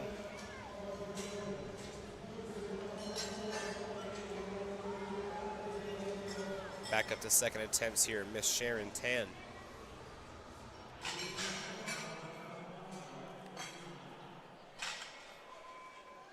...150 kilos now. Currently forecasted in 11th place for the 75 kilo weight class. And, I mean, think about that. Sharon Tan, 330 pounds, only forecasted at 11th. I mean, how stacked is the 75 kilo class? And, I mean, we haven't even gotten to Primetime. We haven't. How many 75s in Primetime? I think we have like I believe we have between 4 to 6. Between 4 to 6. Obviously, the big runner there is going to be Jasmine Penn. She's going to be the front runner, the favorite there. But and even though I have anything can happen in Primetime. I have to lift in the morning. I'm going to tune in tonight as much as I can. Night. As much as I can. Divya Thomas, great second attempt there. Folks, if you're waiting for the action on platform 4, we've reached the 2-minute warning. She missed that one. 2 red lights there. 2 red lights there, so that would be indicating that soft shoulders, soft knees there. Didn't get the hips through to the lockout and the shoulders back. And you see that a lot more commonly with sumo, especially because you don't inherently have a lot of extra range of motion to work with, right? With conventional, you can kind of get away with it. You can kind of cheat your lockout a little bit. But with sumo, it's a lot easier to see if those shoulders aren't fully locked out. Exactly, and that's where that technique, the technical aspect of that lift comes into play. You shift your hips a little forward too soon and no lockout. Bars loaded up next for Miss Lily Farmer. 10 kilos up to 170 kilos. I like what she did there, making sure that her feet are fully dusted off. Now, for the folks at home, she does have a bunch of white stuff on her legs, but she also has a bunch of white stuff in her hands. Two different substances there. Chalk in the hands, powder on the legs. Chalk makes it stick, powder makes it slick. You do not want to mix those up. Absolutely not. Absolutely not. And Excellent another thing lift that from Lily. some coaches don't even think about, you know, is if your lifter is a sumo puller, right? If they're coming after a conventional lifter, their hands are going right where the conventional puller's powdered legs just were. So you want to be sure we get that bar cleaned off as much as we can so that we allow that even playing field for all of our lifters. Absolutely. Bars loaded up next for Miss Acacia Masters. Minnesota product, 175 kilos. Deadlifting the correct way. Folks, let us know in the chat, what are your favorite deadlift stances? Do you believe that conventional stance of peace is where it's at, or are you a fan of warfare? Are you a fan of prodding the bear? Or do you enjoy sumo? Or heck, are you trying to be different so bad that you like the hybrid stance, the froggy Frog stance? stance. Let us know in the chat. We love to know. What is the populace of USA powerlifting doing these days? How different do you want to be? We have yet to unlock the froggy stance, hands outside. The split stance. Yep. They don't know about that one yet. Marianne Mullins, platform 4. We've got the action started. Jasleen Salas had a good lift at 275. Now Marianne at 330. We got Katya on platform 3. 177.5. I was going to say, rocking my second favorite A7 meat kit. I love the maroon and white, the Rose and Vine collection. Ivory and Rose, excuse me. It definitely gives classic vibes. It really does. That was an excellent pull from Katya. And I call her Katya not because I know her, it's a Slavic, Eastern European thing. We shorten the names all the time. I feel like you would know that as your name is Vitaly Matev. So Exactly. You know. I am Eastern European. Kenya Calderon. Slava Ukrainia. Alexa Simpson. That was easy. And that was 407, folks. That's our first 400-pound deadlift of the day. For a second attempt. Was she? She didn't hit the 400 squat, did she? No, that's Miss Diana Chavez coming up right now. Okay. And this is 424 pounds right now. We're gonna see some nice pulls here for possibly some podium spots now. Her opener Diana was Chavez. just below. Currently, Diana Chavez forecasted first in the open 75-kilo weight class, so that could put her well within the runnings for our primetime lifters later on. And then we've got Miss Zaina Mohammed on platform 4, opening with 341 pounds, doing a little bit of a penguin shimmy. You gotta love the different setups folks have for the deadlift. There are some elaborate ones. If anybody was watching yesterday, my boy Tariq Dundee, he had his Nationals debut yesterday. I'll have to show you his deadlift setup later on. It's insane. It's arms waving. Looks like he's doing the Macarena a little bit. Summoning of the gods. But I'll be darned if that kid isn't a puller. Oh, I mean, the more elaborate the setup, That's how it works. the better the puller. Here's Nikki Dietz on 4, also taking 341 pounds. Nikki, great opener. Rachel with 192.5 on platform 3, making it look easy. Got some nice things in the chat here. Looks like conventional is the current front runner for best deadlift form. But my question is, have they even tried sumo? It's worth it, folks. If you have the mobility, you can do it. Hey, there we go, Rich. My lifter Rich is one of the froggy sumoers, showing out for the... I'll stand with you conventionals, people, because... I mean, who am I kidding? If I could sumo, I would do it. Yeah. Juliana King, 3 white lights there. Sharon closing out her day with 157.5. Already on to third attempts there on platform 3. Cruising and bruising.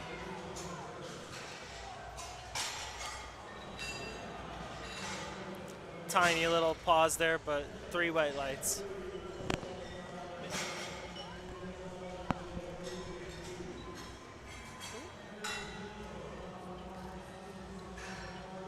Here's Divya Thomas on 3.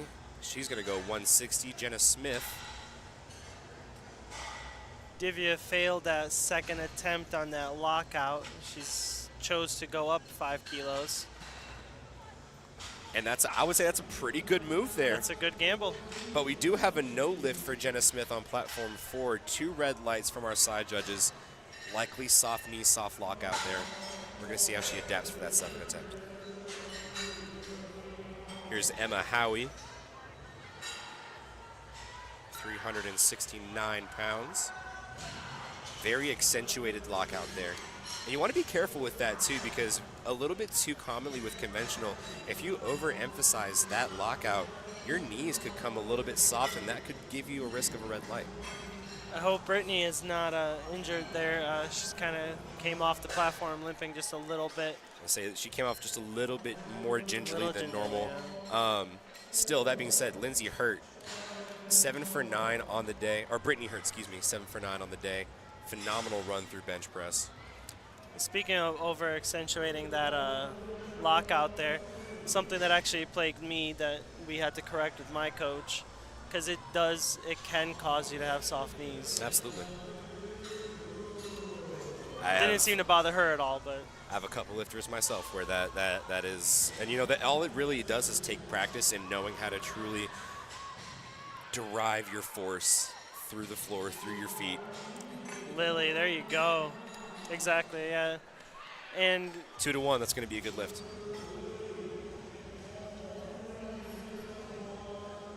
sometimes those like quiet kind of like celebrations. Very, very good day for her. Here's Jasleen Salas.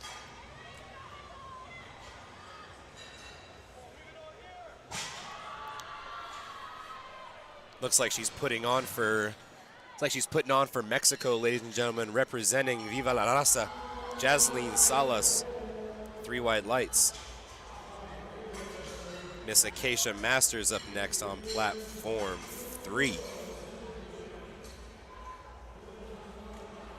Looking to round out an excellent, excellent day thus far. Only missing that last bench here. Looking to round out with a solid 402-pound pull. Acacia Masters product of Minnesota. Marianne Mullins, easy second attempt. It's probably a big goal for her here, that 400 deadlift. Acacia just couldn't get it to the knees there. I wonder if that was a little bit of a misgroove as well. It looked like the bar kind of came out a little bit further than normal. The hips looked a little higher. Mm-hmm. With the hips a little higher, you kind of can't really wedge into it, and the center of mass shifts forward. Exactly. Nikki Dietz, platform 4, 352 pounds. 2 reds and a blue if you're not using a collar. And for Katya, also trying to get that 400 on the board. This is 407 pounds, so you see Katya in the gym and you see 4 plates on the bar. Don't come knocking. It's all hers, ladies and gentlemen. 3 white lights. I'm calling it now. There it is, folks. And wonderful execution. Got the knees in, got that wedge in, the hips down. Perfect. Absolutely. Same there for Kenya. Wow. And with sumo, like we said, just a hair slower off the floor. But if you maintain your technique, that lockout's going to come so much easier. Just got to get it past the knees on sumo. That's right.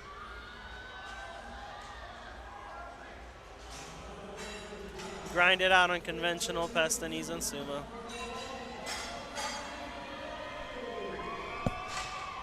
Kennedy with an easy second attempt. Miss Diana Chavez, 197.5 kilos, 435 pounds. Already with a 402 squat under her belt. This will allow her 9 for 9 and put her well in contention with the rest of our 75s to come later on today. Currently first in both the junior and the open weight class. Ah, Diana. And that's the thing with sumo pulls, like you said, very slow off the floor, and every now and then on the third attempts, those spotters just take out that extra bottle of Loctite, that extra bottle of Gorilla Glue, and just try to make it just a little bit tougher for our lifters. No, never. But what an attempt there for Dana Chavez. Still currently slated first for both divisions. Now here's Rachel Barnes taking her last attempt here. 440 pounds, ladies and gentlemen. 440 pounds. And she finds lockout, ladies and gentlemen.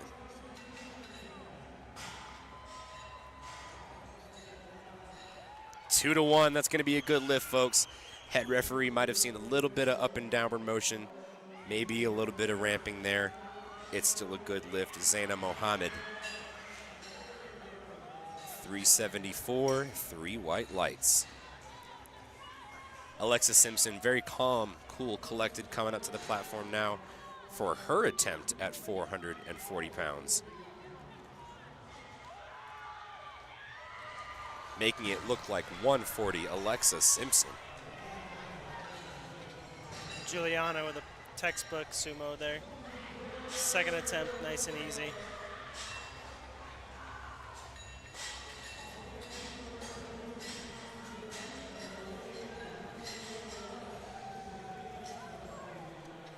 Bars getting scrubbed off now for Miss Lorelei Keating on platform 3.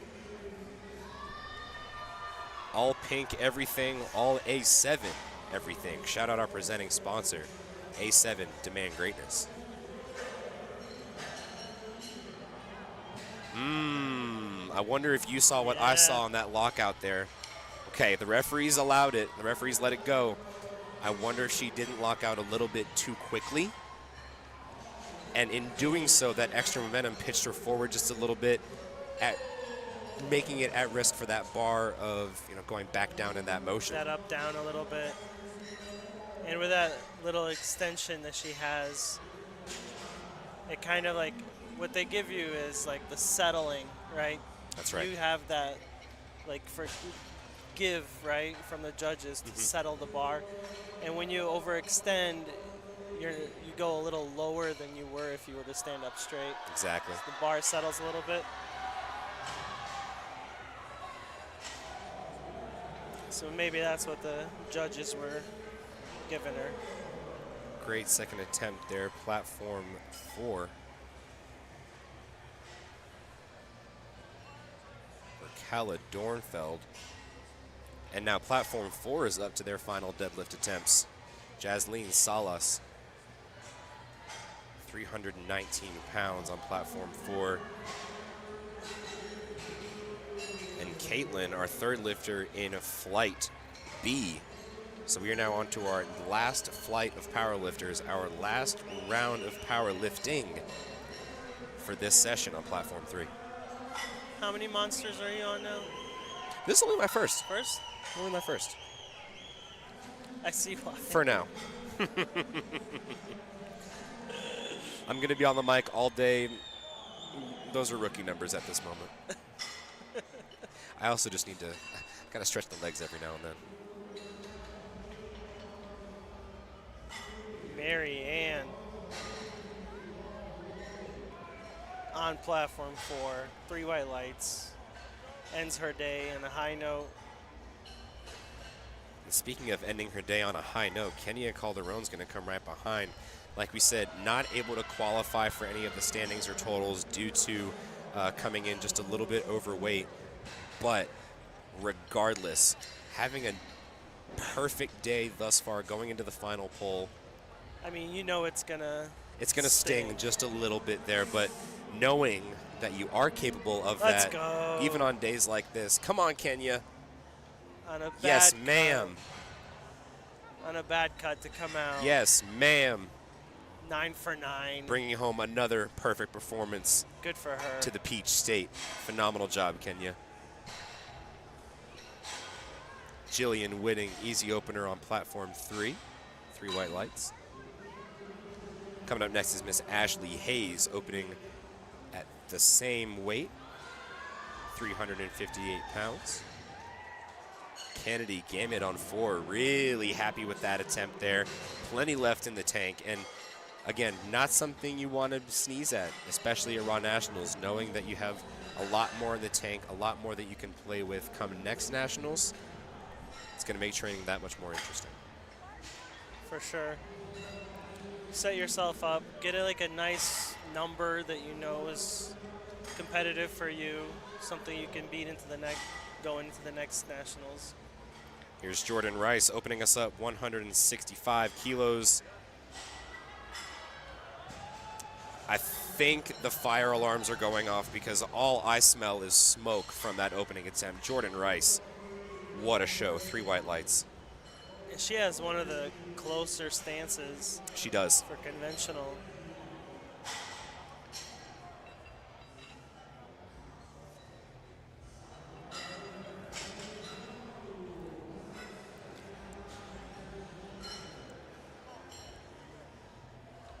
Now I'm hearing from sources there that one of Jordan's biggest goals going into this meet was a 400 kilo dots. Or, sorry, 400, that doesn't make any sense. 400 dot score. And in order to do that, she's got to hit 407 pounds. Now, opening at 165, I think she's got it in the tank. Oh, yeah. And we're on to second attempts already. My gosh, platform 3 is blasting through their attempts here. Lorelei Keating opening at 308 pounds. Jenna Smith, can she find lockout? And she does. You know, pullers that just hinge over to the bar and grab it and go. I mean, more power to you, because I can't do that. I need to like get my hands on there, wedge them in. Here's Natasha Ramui, 396 pounds. And for her, this is also going to cap off an excellent day. Unfortunately not able to get off the ground. She's happy with it. She's okay with it. 8 for 9 on the day for Natasha. It was a pretty big jump for her, but... It was, yeah, 165 to 180 for anybody, really. That's a sizable jump, 15 kilos. I mean, yeah, that's a huge jump. 33 pounds for the Imperials. That's going to be a no lift there for Hannah Arkwright, unfortunately. A decent amount of colors there, 2 red cards and a blue card. So likely soft lockout, likely some ramping there. Juliana King finds lockout. 396, and the lift is good. Great lockout.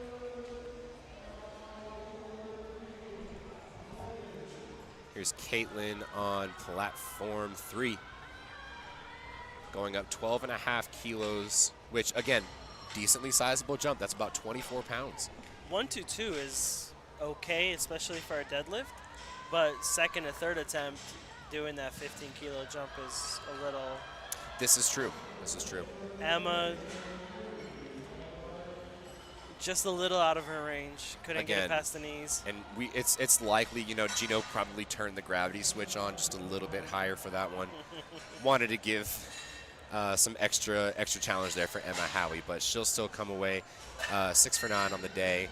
Currently projected 9th overall for the junior 75-kilo class.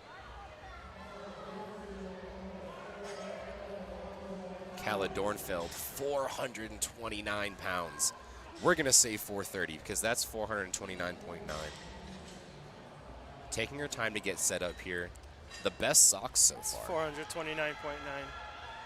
Best socks. Just... You're not going to call that 430? It's 429.9? Okay, respect. What an attempt there, though. Kala, currently your 5th place finisher for the junior 75 kilo weight class. That was a good couple of seconds there at that lockout for her. It was. It was. Just couldn't get it through. And folks, we're coming up on the conclusion of our action here. Miss Catherine McClure is going to round out our last round of deadlifts on platform 4.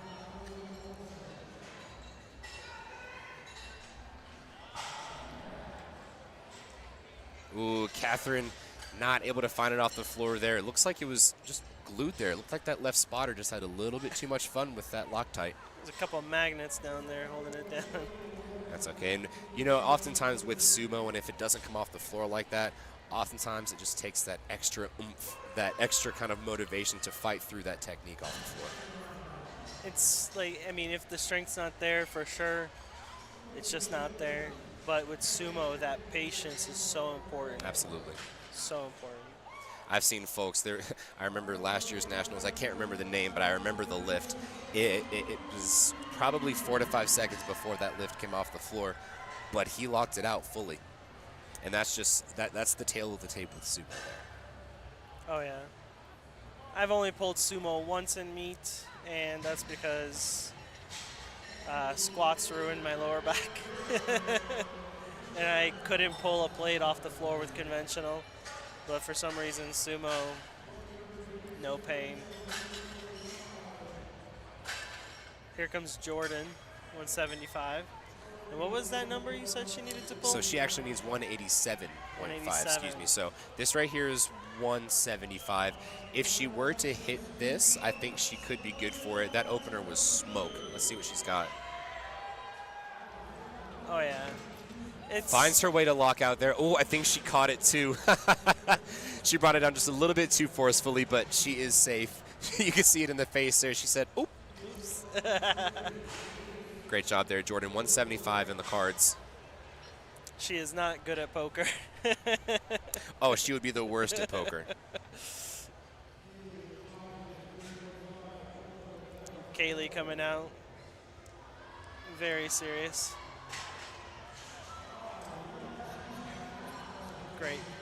Great opener. Team 3 lifter. That's a good lift. You know, if you're Jordan's coach, right? Sofia Valeka, I don't know that was full lockout. Yeah. It was not. 2 to 1. Okay, so we're at an interesting position, folks, here for Sophie Valeka. If you miss your first 2 attempts on a lift, you are, like you said, at risk of being disqualified. You are at risk of bombing out. If you're Sophie's coach, what do you tell her? So she missed that missed that opener, went up and missed that on likely the same technicalities.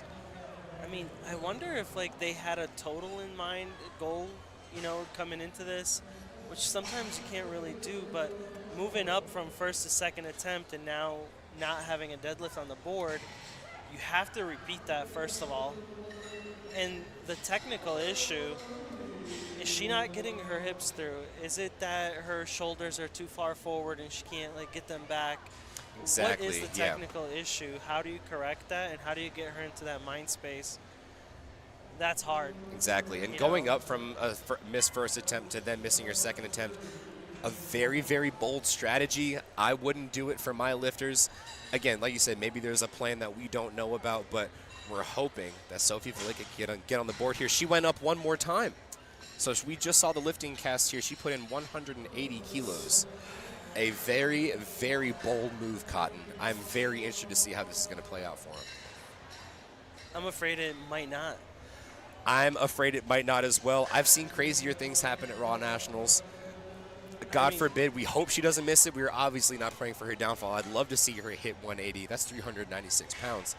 But that's a tall order. More power to her. If it was me, I would have repeated that first attempt and then gone up to 180 anyway. If that was your goal, you know what I mean? Get that first one in. And, I mean, if that's what she needs to get fired up, to get out there and, like, lock it out. Right. You know, her coach knows her best, so.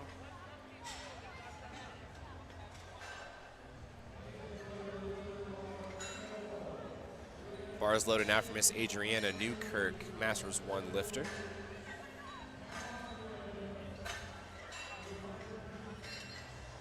Now, how do you feel about the speed of that opener there for Adriana? I mean, so far, this Platform 4 has had excellent openers, selections. I mean, it was pretty quick. It was exactly kind of what you want, something that you can easily do and get on that board.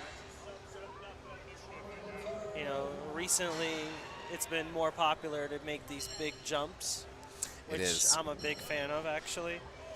And it just doesn't matter. Just get on the board.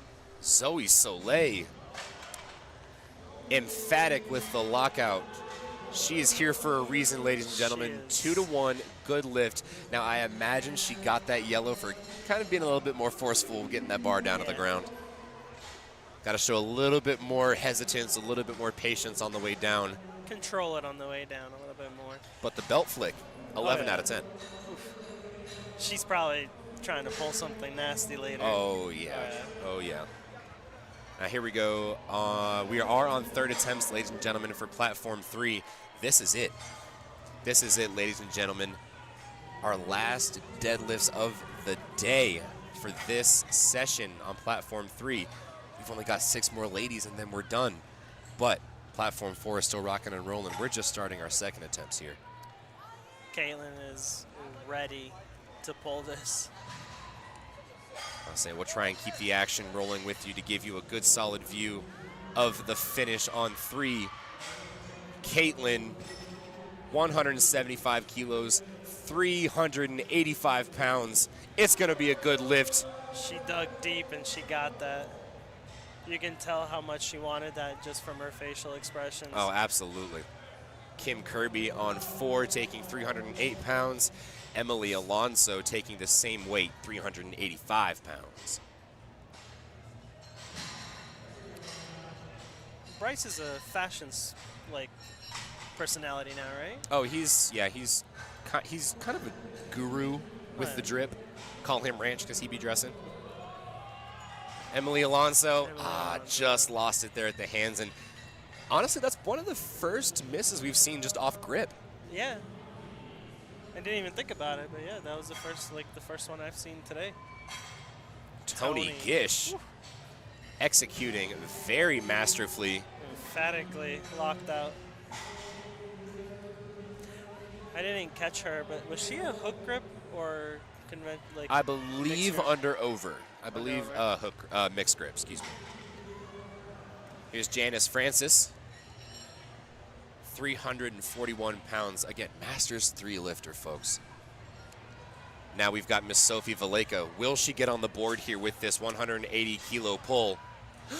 No, she doesn't, ladies and gentlemen. Unfortunately, Sophie Valleca has bombed out of the competition. And we were saying, folks, that was going to be a very tall order there, especially with the technicality, the volatility of sumo. And we really do hate to see it. It's unfortunate.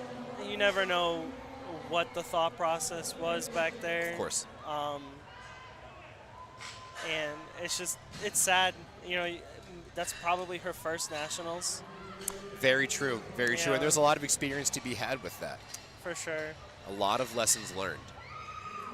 And Sophie Valleca, a junior lifter. I mean, very, very early in this sport. Tons of room to grow. You can't put a number on the board. You can hope for one, but you can't just keep a number up there. That's right. And we've got Miss Jordan Rice taking her last pull here. Just shy of the 400 dots that she wants with this pull here. Can she find lockout with 182? Come on, referees. Oh, and that's going to be a no lift across the board there. And I was worried about that there. I was watching the knees. I was watching the shoulders. She was so close to that 400 dots mark. There's maybe a little bit of maybe ramping. The bar did just a little bit there. Her thigh a little bit. And that's tougher with that closer stance as well. Oh, yeah. Especially knowing her goal was 400. That was the right call. Absolutely. For sure. And that's a masterful call, too, knowing that you have to take that lower call and accept that. Ashley with that grind. Come on, Ashley. Just get the hips through. Oh, we've all been there. I've been there 5 of my 9 meets that I have done. on my last pull looks just like that, We've right all at the been hips. there where that hip just doesn't want to come through. Cheryl Iseri making 165 look like light work, 363 pounds, 3 white lights. Great job, platform 3. Oh, that's right, we're all done, finished We're all up. done. I mean, they crushed it. Absolutely. I mean, across the board, we've seen some excellent lifts here. Diana Chavez, Ashley Hayes, Hannah Arkwright, Emily Alonso. I mean, what a run of powerlifting we saw for Platform 3.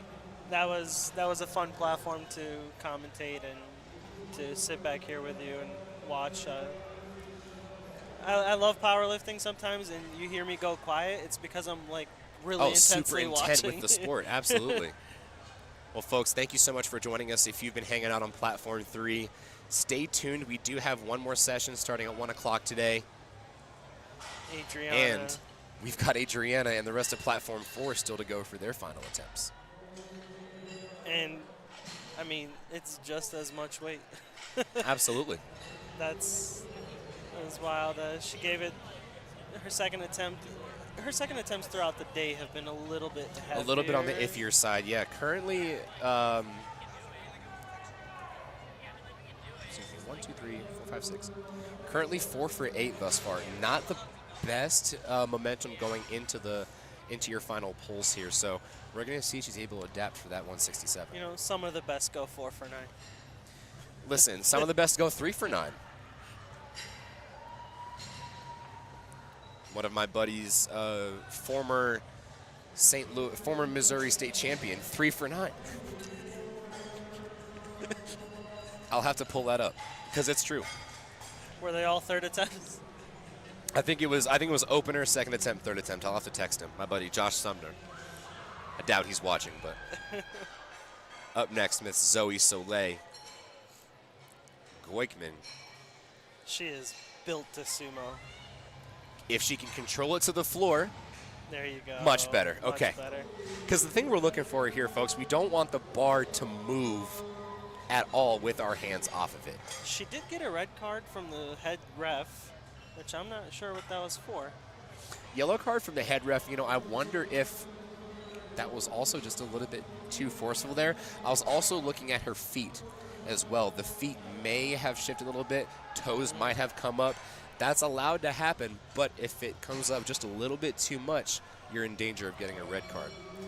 When I say she's built for sumo, what I mean is when I do sumo, I do not gain any advantage in range of motion at all.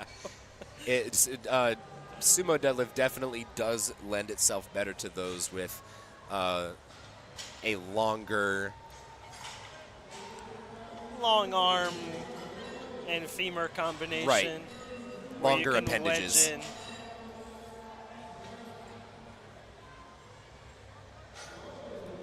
If you can believe it, I'm not joking. My conventional sumo is the same range of motion.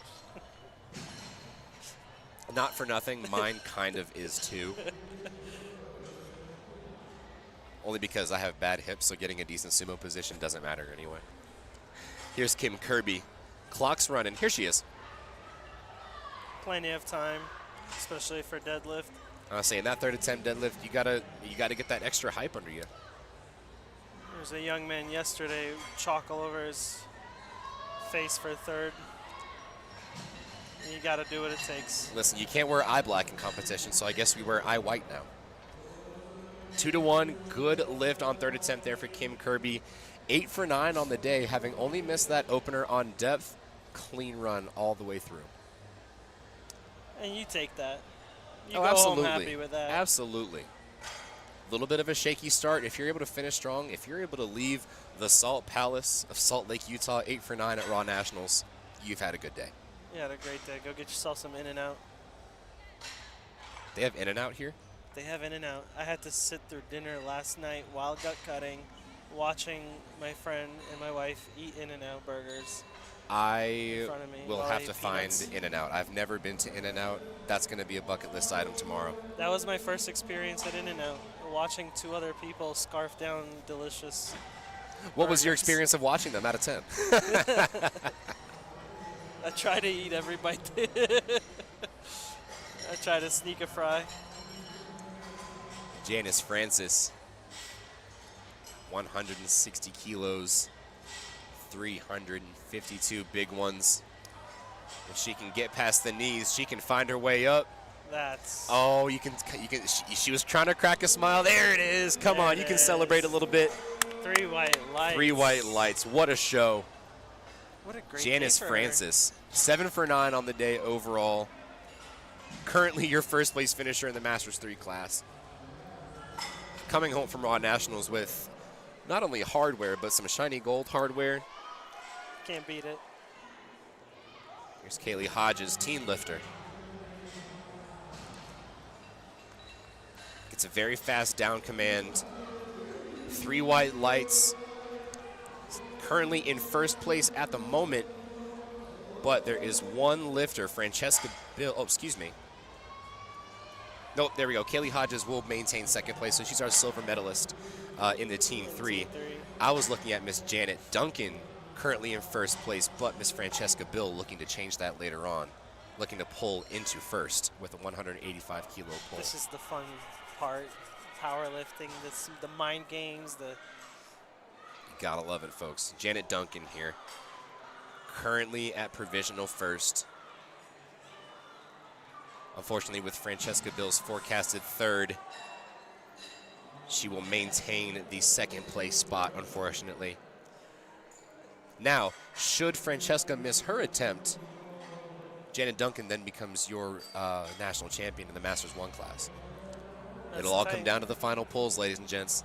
Now, is she cheering for Francesca, you think? Or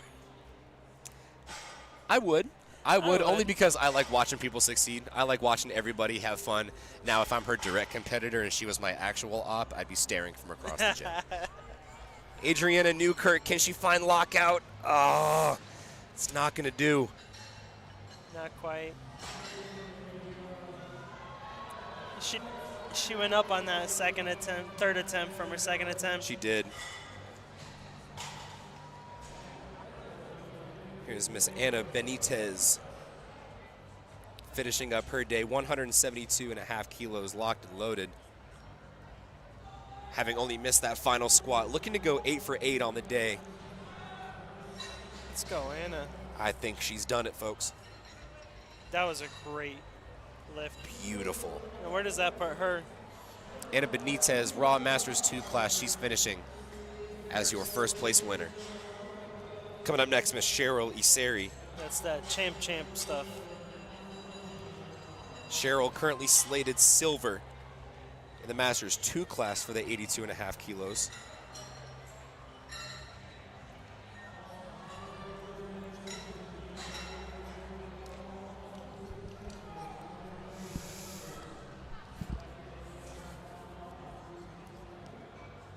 $175.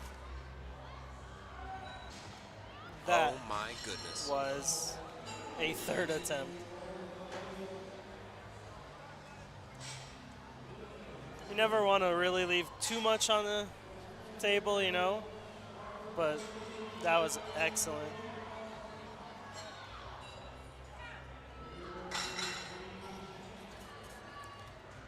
And here's Francesca. With this pull, going to slate her into that first place spot. If successful, Francesca Bill currently 8 for 8 on the day. Just goes to show, folks, execution matters.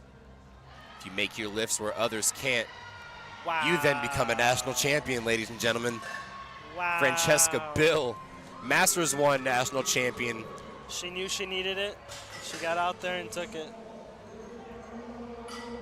And ladies and gentlemen, we are on our last deadlifter of the day, and what better way to round out session 1 on platform 4 than a record attempt for Zoe Soleil, 205.5 kilos, 453 pounds. Oh my God. She finds her way. Wow. It's hers. She knows it. We know it. Give it to her, referees.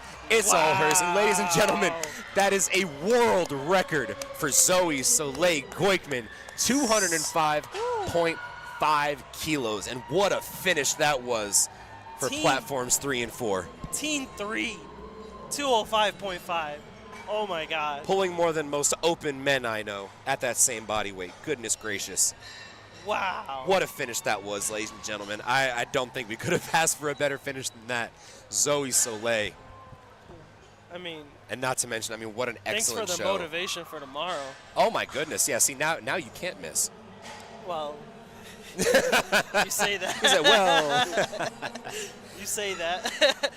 Well, Wow. thank you so much, folks, for tuning in. We're going to sign off just for a little bit to give everybody a quick break before we hop into our second session. What a phenomenal show we've had across both platforms 3 and 4, and we're looking forward to that action continuing into the second session. My name is Nick Stevens. I've been joined by the one and the only, the great Vitaly Matov, thank you for the opportunity. This has been amazing and fun at Nationals to commentate these amazing athletes. And I am super motivated and excited for tomorrow. Thank you. Absolutely. If you're tuning in, I'll be on some platform in the first session There we go. at some point. Thank you so much. Absolutely. Thank you so much, guys, and best of luck tomorrow, Vitaly. We will see you in just a few short minutes.